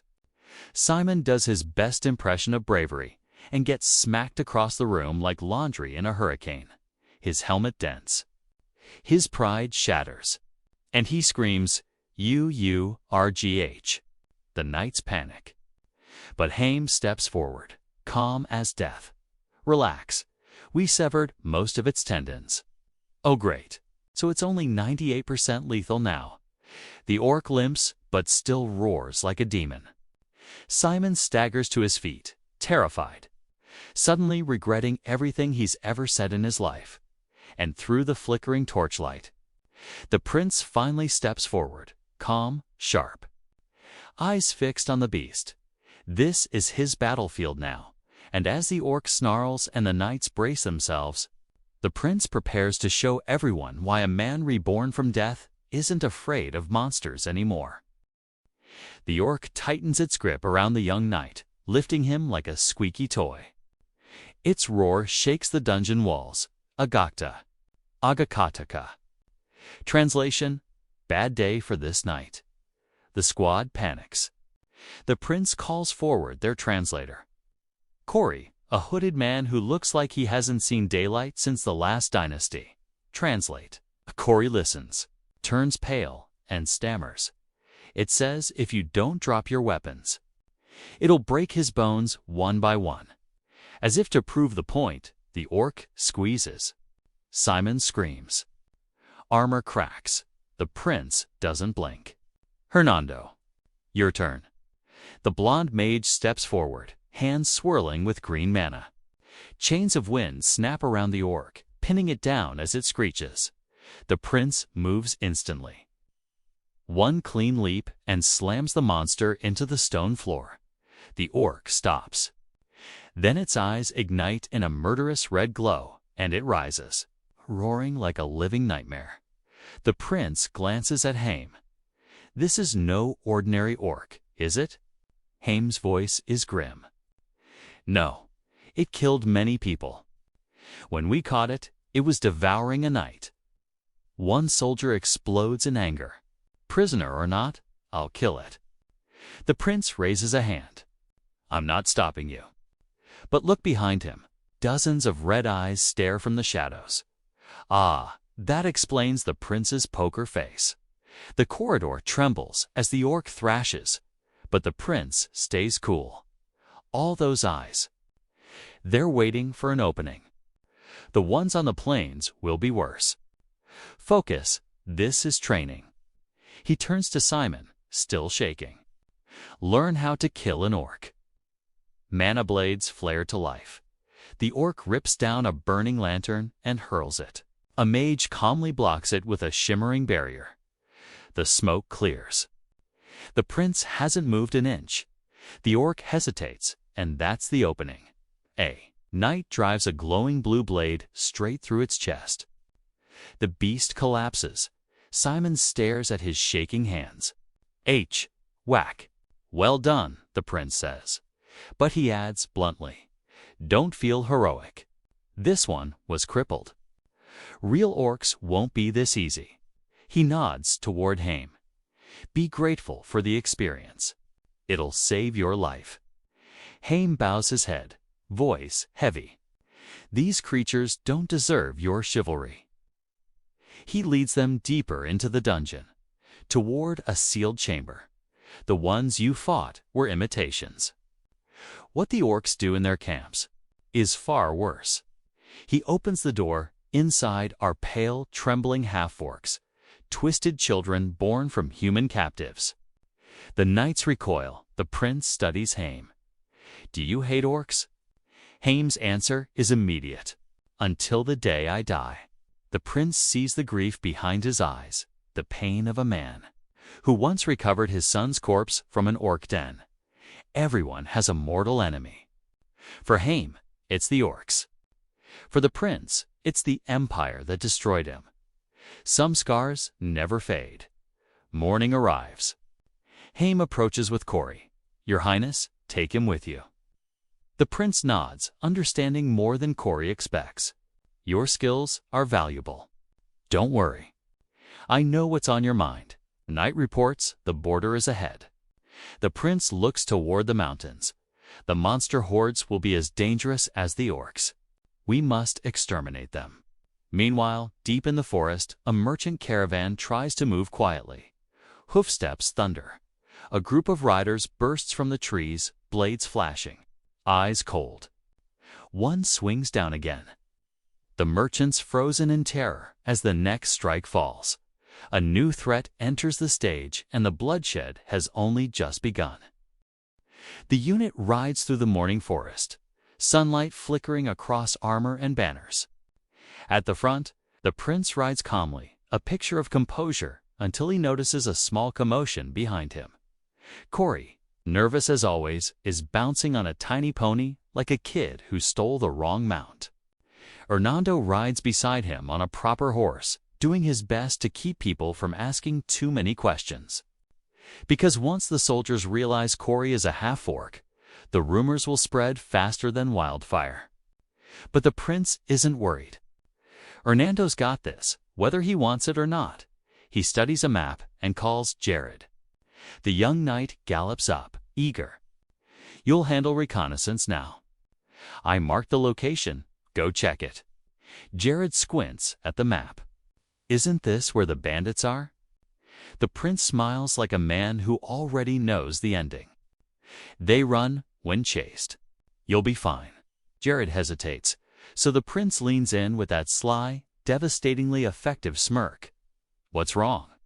Not confident. I didn't expect that from someone as talented as you. Jared straightens immediately. Mission accepted. Ego repaired. As they ride, a quiet knight asks the prince a question he clearly didn't expect to hear. What do you fight for? That freezes the forest more than any monster could. The prince lets the silence sit before answering. Softly, I haven't heard that question in a long time. Finally, he says, for the safety of Briel. The knight nods with respect. And the prince actually smiles genuinely. Not a bad answer at all. The scene shifts to a bandit camp hidden in the woods, tents scattered. Crates everywhere, the usual we're terrible at cleaning setup. A captured scout lies tied on the ground, begging for mercy. One boot to the ribs later, he's told to shut up. The prince crouches beside him. Voice cool. You should value your own life more. Then Jared rushes back, confirming the location of the camp with binoculars. The prince praises him. Then turns to the captive. You were sent alone for reconnaissance. The trembling man nods. My boss sent me alone. The prince's eyes narrow. Interesting. Raymond inspects the prisoner further, until a faint red glow pulses beneath the man's cloak. "Oh, wonderful," Raymond mutters, ripping off the necklace. "What magic is embedded in this?" "I don't know. The boss gave it to me." Raymond sighs. So the boss knows something. He straightens, a dangerous smile crossing his lips. "Then I'll capture him myself." The hunt begins. The sun bleeds across the forest as Jared reports that all routes are blocked and scouts are in place. The prince spurs his horse forward. "If you're late, you won't get anything." "W8, Your Highness." Too late. The prince explodes into the bandit camp like a human battering ram. Bandits stare in horror as a fully armored knight crashes through their defenses at full gallop. "Nice to meet you, bandits." Night falls. Jared and the soldiers rush into the now silent clearing. Bodies scattered. Weapons dropped, camp in ruins. They're sitting casually on a fallen bandit like he's waiting for dinner. "Is there, Prince? You're too late." Jared storms up, furious. "Why did you act alone?" "It was reckless." The prince stands, unfazed. "Then follow me at the right time." Raymond gives the report. No survivors. No casualties on our end. The prince brightens. "Good. Let's steal their meat and eat." Soon the fire crackles with skewered meat. Jared sniffs it skeptically. It doesn't smell good. "That's the charm," the prince laughs. "You just don't know how to enjoy it yet." As spirits settle and exhaustion hits, a knight explains their next destination. Before reaching Balshed, they'll cross paths with another nation at Gid, the Holy Kingdom. That name alone darkens the prince's expression. Rumor says the commander of the allied forces, this year, is the Holy Kingdom's princess, a woman wrapped in shining armor and politics sharper than her sword. With her influence weakened back home, she's desperate to prove herself. Desperate enough to do anything during this alliance. Night settles over the camp as the men wind down from the long march. Raymond briefs the prince on tomorrow's route, explaining that before reaching Balshad, they'll pass through Gid, where they'll cross paths with the Holy Kingdom. At dawn, they reach the fortified trade city of Gid, the main supply hub for their armies. Strict rules, tight defenses, the kind of place where one wrong move gets you legally executed before lunch. The prince orders his men to camp outside and enters the city alone, greeted warmly by the old city lord. They exchange small talk about the war, Briel's reputation, and the king's accomplishments. Then a servant nervously whispers something to the lord, and his expression shifts. The princess of the Holy Kingdom has arrived. "Your Highness, would you like to meet her?" The prince shrugs, relaxed. "Sure." Moments later, the doors open, and Sivila Arsane, second princess of the Holy Kingdom, strides in with her knights. Armor shining, posture perfect, aura screaming authority. She scans the room, then fixes on the casually seated young man. "Are you the Lord's servant?" The prince blinks, confused. The city lord flinches.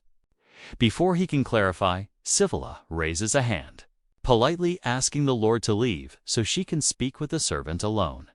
Her knight immediately erupts, demanding silence and respect, especially from someone who hasn't even bothered standing up. The prince just leans back, and finally drops the bomb. "Oh, I'm the Third Prince of Briol." The room stops breathing. Sivila's face drains. Her knights nearly snap their backs, bowing. And the city lord looks like he's one gasp away from fainting. The prince groans dramatically, blaming himself for wearing clothes that make him look like a traveler who accidentally wandered into royalty. Once the panic settles, Sivila sits stiffly beside him. She nervously asks if her armor makes her look cheap. He reassures her it doesn't, and they essentially reboot the conversation. Yuri asks her age. She's 20. He's 18. He grabs her hand cheerfully, declaring they're the same generation and therefore friends. Sivilla blinks, unsure what to do with this level of social chaos, while the city lord beams as if he'd just witnessed diplomatic history. Yuri asks about her forces. They'll arrive tomorrow. He warns her about orcs near the border, explaining that despite their size, they ambush extremely well. Sivilla insists her soldiers are disciplined, while the city lord laughs confidently, though even he sounds like he's trying to reassure himself.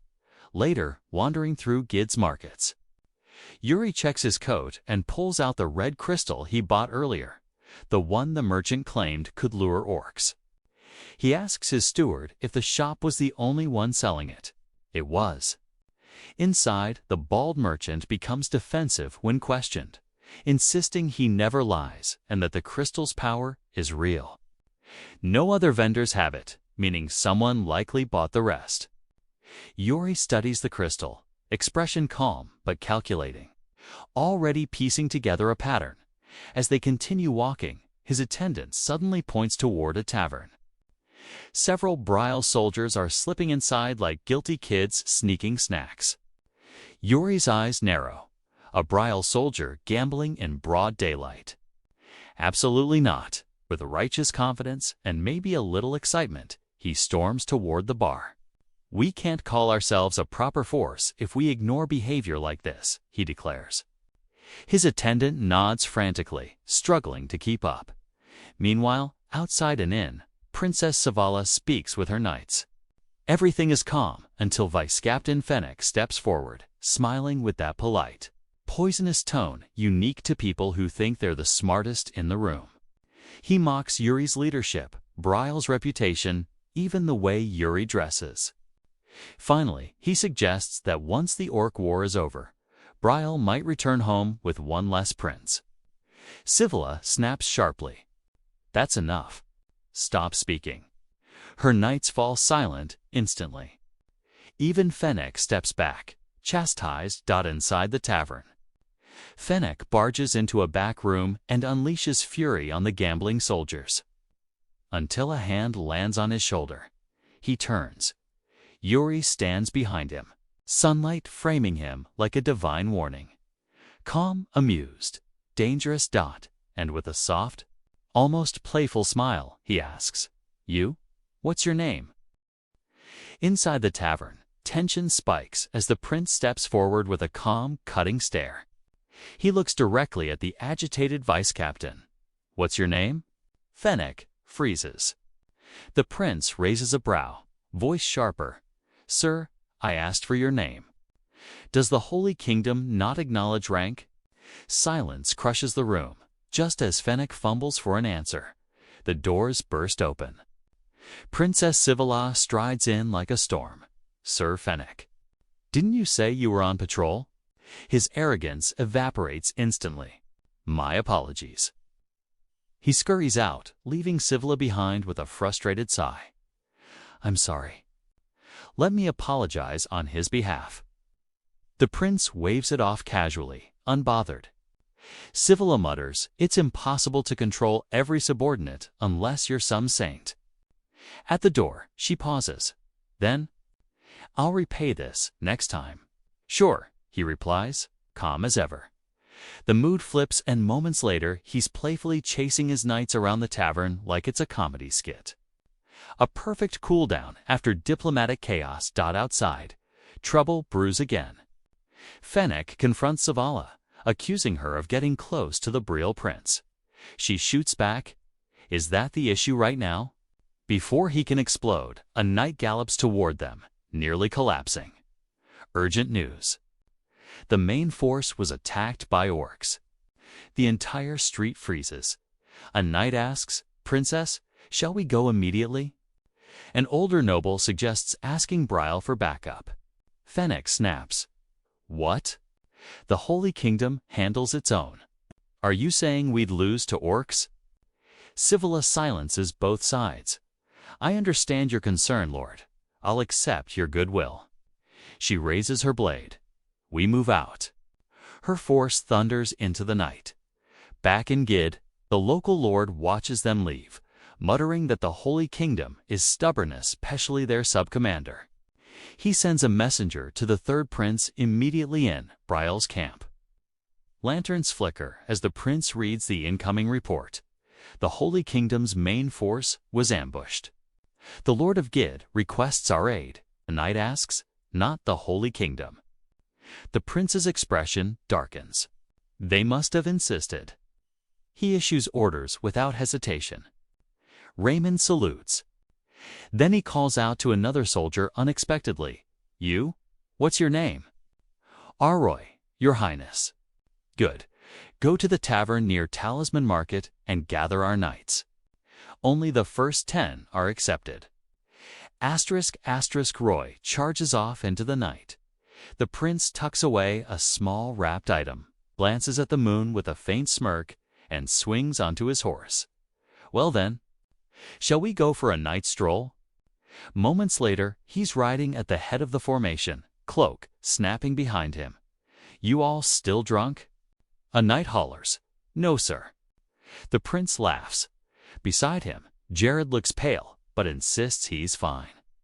Lauren bursts with admiration. Your Highness, forgiving the paladins. Extending help. Your heart is so broad.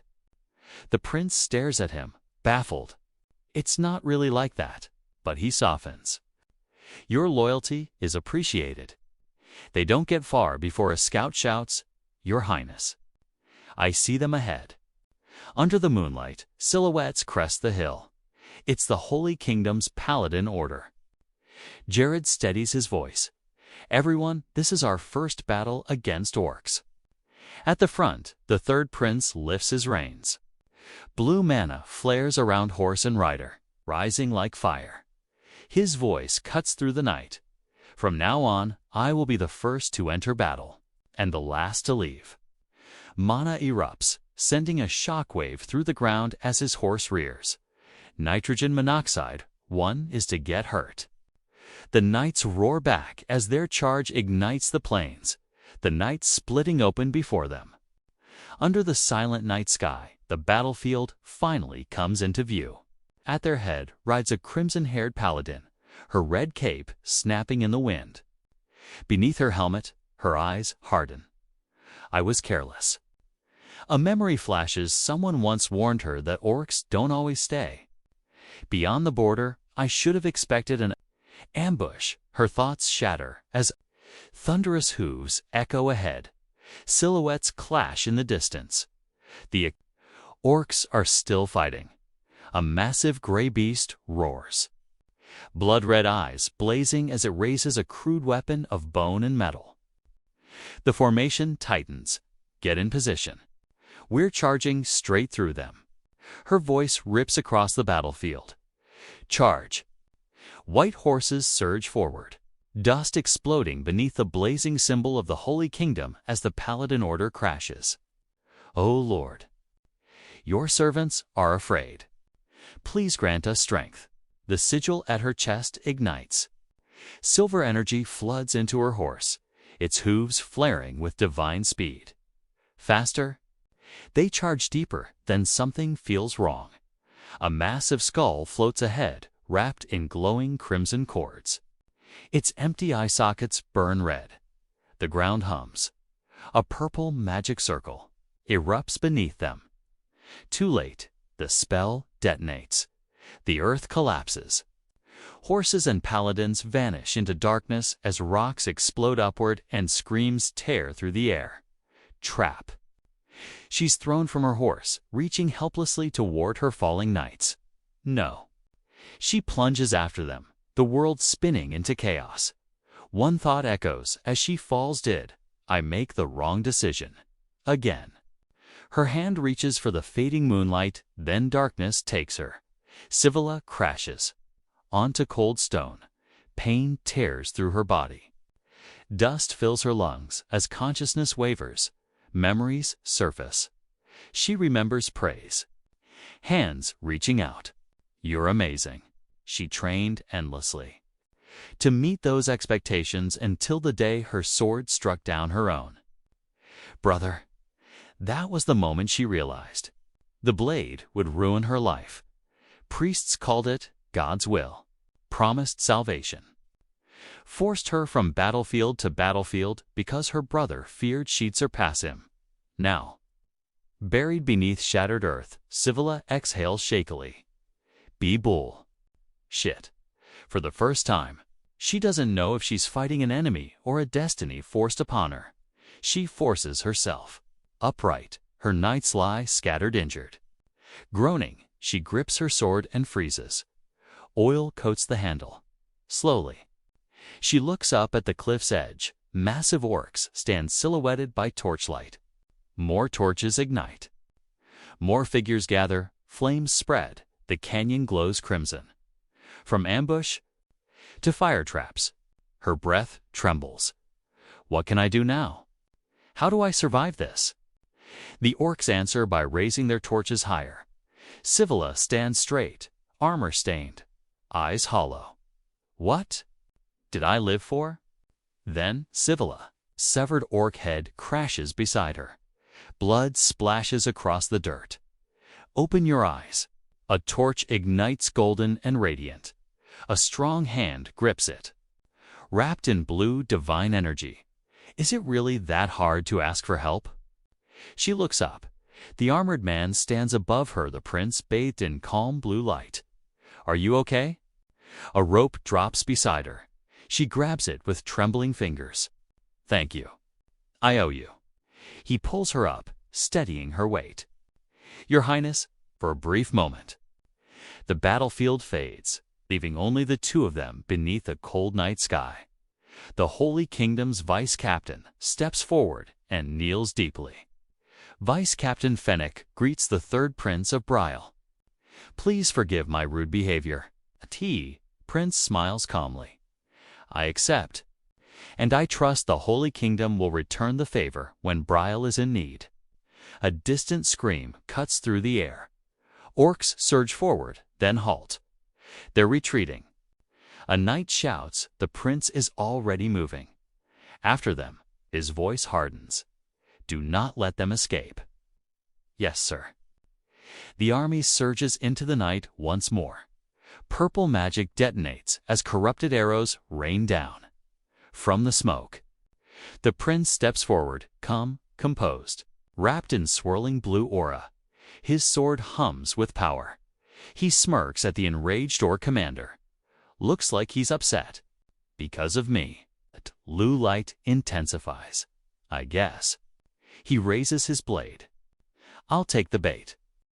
Looks like the orc commander is really mad. Because of me, blue energy coils around his armor like living flame. He lifts his sword, its blade glowing with radiant mana, and smirks. Well, I should respond to his provocation. Ahead, dozens of orcs surge forward, the earth shaking beneath their charge. Yet Yuri steps out alone, his presence sharp and overwhelming. Behind him, a fellow knight panics. I'll be back, Yuri says casually. Yuri, you're not going in there alone. But he's already gone. In a burst of blue light, Yuri launches forward. The shockwave splits the ground beneath his feet as orcs roar and swing massive weapons. One lunges first, screaming as it brings its blade down, but Yuri is faster. A crimson strike tears toward him. Time slows. Sparks explode as steel collides with glowing mana. Yuri twists instinctively. Boots skidding across the dirt as Bernard's teachings echo in his mind. On the battlefield, variables are endless. Let your body choose the path. The attack slams into the ground behind him, erupting in a violent explosion. Yuri launches upward, aura blazing, and drops straight into the crater. Blue energy spirals around him as he descends like a bolt of lightning. Orcs look up too late. His blade flashes. A single glowing slash tears through the horde. Shockwaves ripping bodies aside. Blood sprays across the battlefield as Yuri lands, cloak trailing behind him. Expression cold and focused. More orcs rush him at once, 3 moving in perfect formation. 2, dangerous for most knights, but Yuri only grins. It's been a long time since I returned to the battlefield. I need at least this much to feel satisfied. His aura erupts. Something clicks. Everything slows. The battlefield aligns. The perfect route. The cleanest strike. The fastest kill. This is heart-soul slash. A sudden pressure crashes down. Yuri looks up. The orc commander towers above him. Veins glowing as it raises its weapon for a killing blow. Then lines of light flood Yuri's vision. Sword paths. Optimal trajectories. He moves. Steel flashes. Blood explodes. The commander howls as Yuri's blade carves through its body, guided by flawless instinct. The monster lashes out again, but Yuri is already gone again and again. The glowing paths guide his strikes. A final impact detonates in a violent red burst. When the mist clears, the orc commander collapses lifeless. Yuri staggers slightly. Breathing hard, my body still isn't fully keeping up. Still, he straightens, standing amid corpses and shattered ground. He grips a broken weapon and lifts it high. ORC foot. His voice echoes across the battlefield draw, chaotic, victorious. Another orc steps forward, massive and scarred, gripping twin axes. Red eyes burn with fury as it prepares to charge. Yuri strikes first. His blade crashes down in a blue explosion of force. Driving the orc backward despite its block, Yuri smirks. More orcs gather behind it. Hesitating, then dash thud. A severed orc foot hits the dirt. The ground seems to grow colder. A towering figure steps forward, the orc commander's successor. His presence alone crushes the air. Yuri doesn't flinch. He stands tall. Blue mana swirling around his blood-stained armor. Eyes locked on the giant ahead. Nearby, the prince smiles weakly. Blood streaking his face. It's all thanks to you, Yuri. But before the moment can settle, heavy footsteps scrape behind him. Too late, a massive fist slams into his face. The impact ripping through the clearing. More orcs emerge from the shadows. Their leader steps forward. Bow in hand, red eye blazing as a twisted aura erupts around him. The battlefield ignites once more. Night settles over the town, the tavern glowing warmly against the dark sky. Laughter spills into the streets as soldiers come and go. Buzzing with excitement. Inside, mugs slam against tables. I'm telling you, it's true. One soldier shouts. The prince jumped in and caught a falling torch right out of the pit. His friends stare in disbelief. It was insane. Another soldier laughs, admitting he once heard rumors that Prince Yuri was useless in a fight, just a royal who gambled all day. Well, he is ridiculously good at cards. A drunken knight suddenly jumps up, eyes sparkling. Those rumors were nonsense. Prince Yuri clearly inherited His Majesty's blood. Hey, he's drunk. Who gave him booze? In the shadows of the tavern, a hooded woman watches quietly. Prince Yuri. He's strange. She lifts her cup calmly.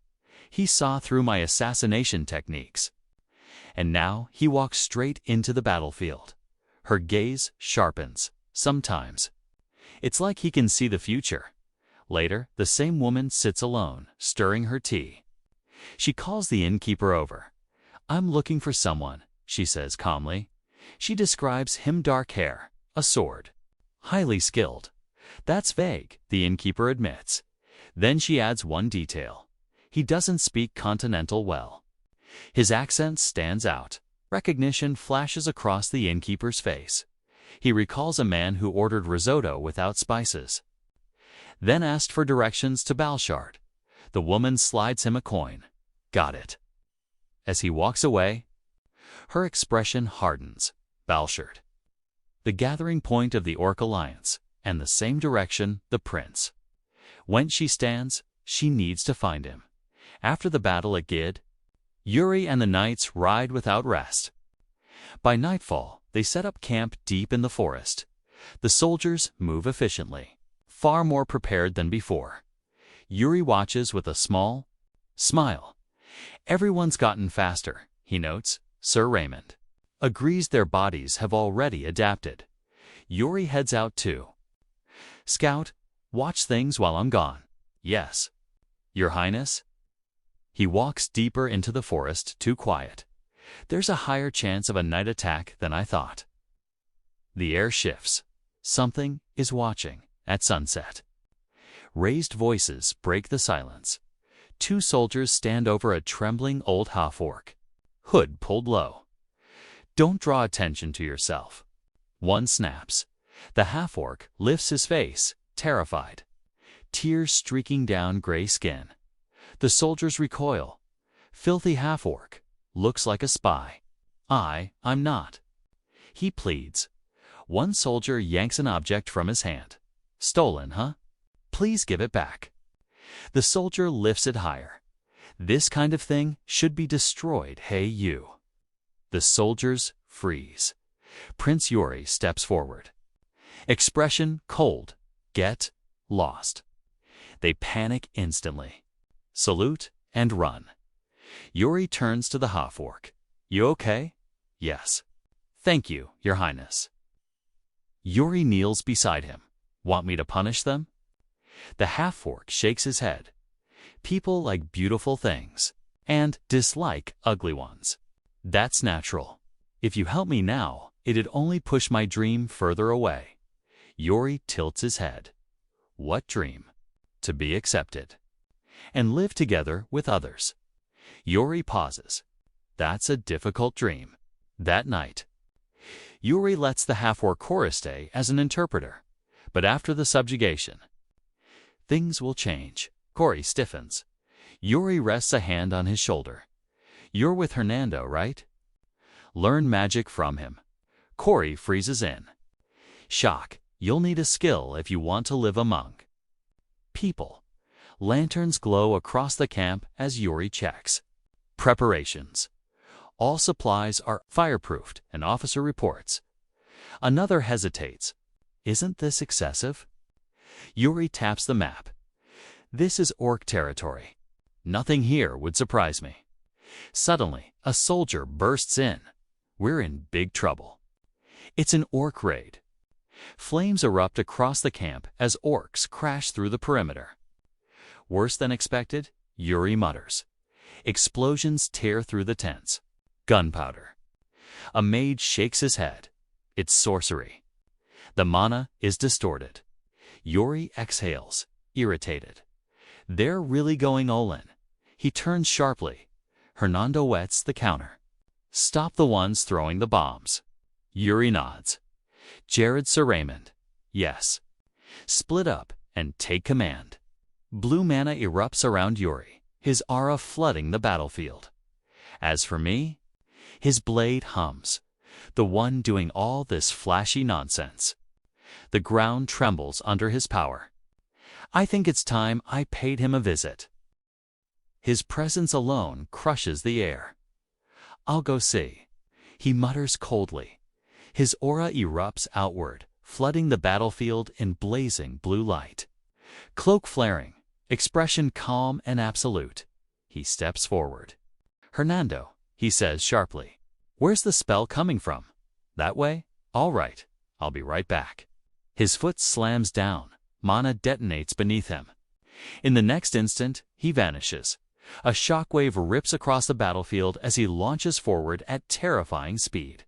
Blue flames trailing behind him. The ground cracks as he closes the distance in a blink dot. There the source reveals itself, a lone figure gripping a staff. Frozen in realization. But before the strike lands a massive figure steps out of the darkness, glowing red eyes lock forward. Or CVL. Blue mana explodes as the night charges.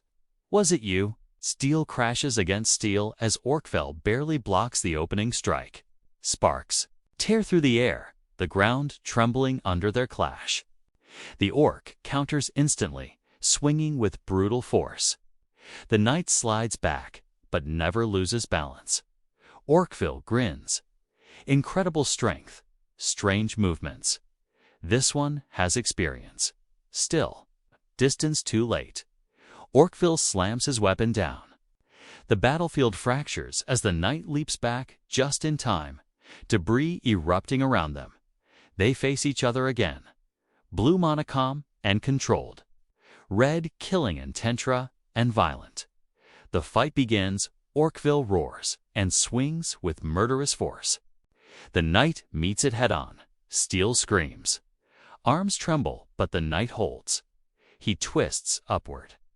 Blue mana flaring, then crashes down from above. The impact detonates, shockwaves ripping through the ground. Silence, the knight exhales.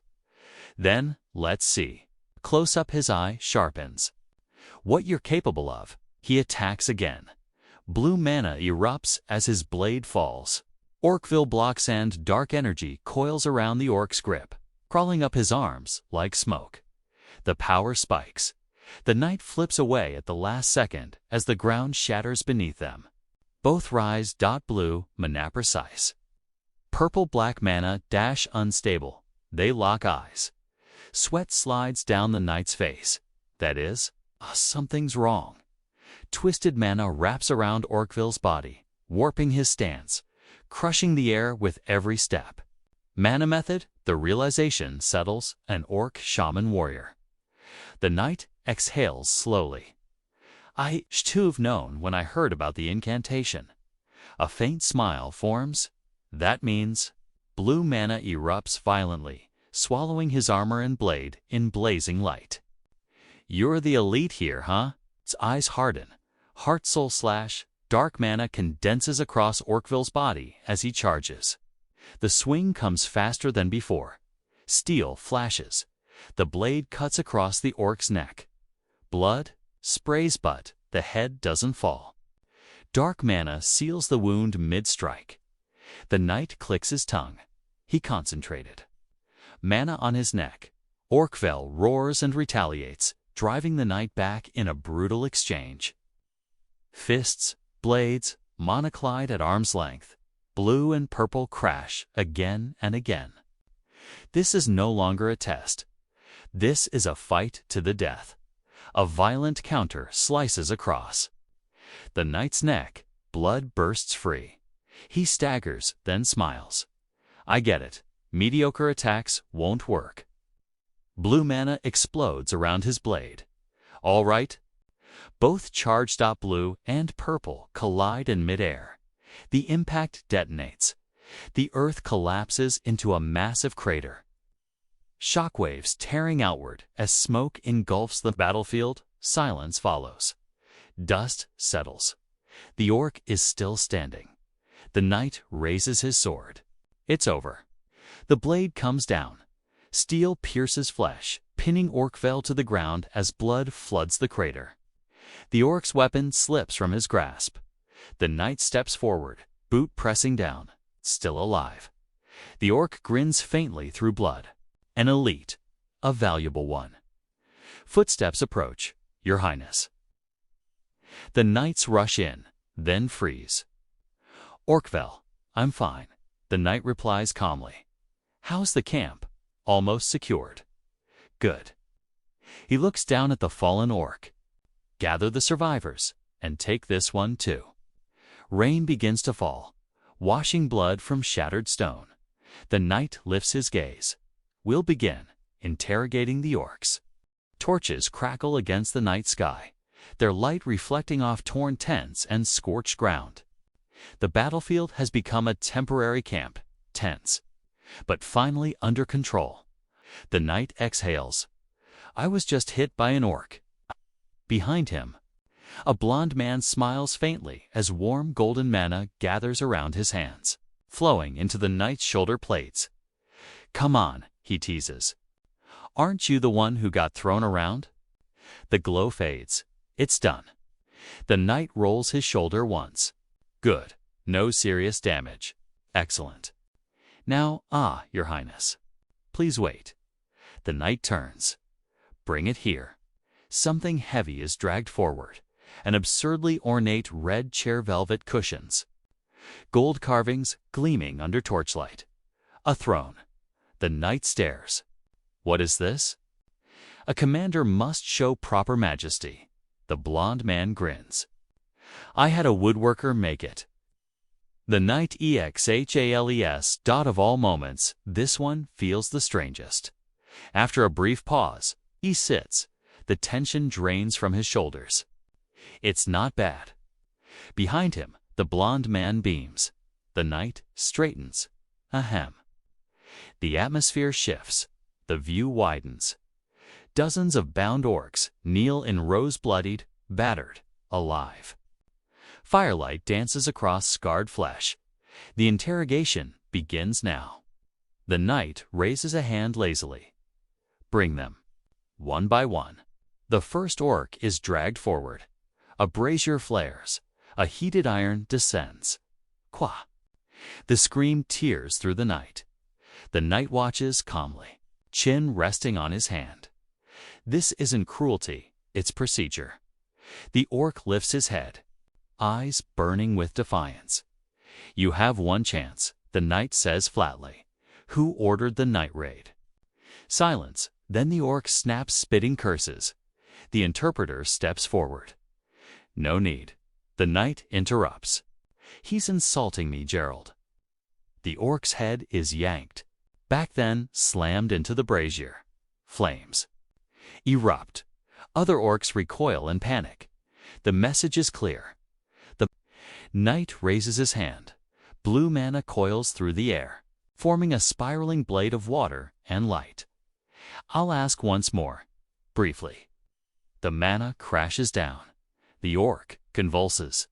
Screaming, I'll send you off with minimal pain. The water recedes. Gerald. Dispose of him. Suddenly night. The orc thrashes. The interpreter stiffens. He says they don't know anything. They're low-ranking. Another orc screams. The words hit hard. Orcville gave the orders. He's begging us to punish the one above him instead. The knight exhales softly. I can feel his effort. His gaze sharpens. This ambush was at Orcua's order. The orc freezes. The name leaves his mouth. Orcua. A heavy silence falls. King of the orcs. Orqua. The butcher of countless knights. A target that must be killed. Back in the present, the interpreter explains. The orc isn't begging for himself. He wants a pledge. Answer truthfully, and spare the one above him. The knight smiles faintly. Honor. It seems the orcs understand humans better than expected. Fine, the knight says calmly. I'll pledge. Gerald stiffens, but the knight continues. Yes, the interpreter confirms. The order came from a chieftain, following Orcua's command, and our route. They have a method. Even the orcs don't know how. The knight's eyes narrow. The same method used against the Holy Kingdom. Last question. His voice drops.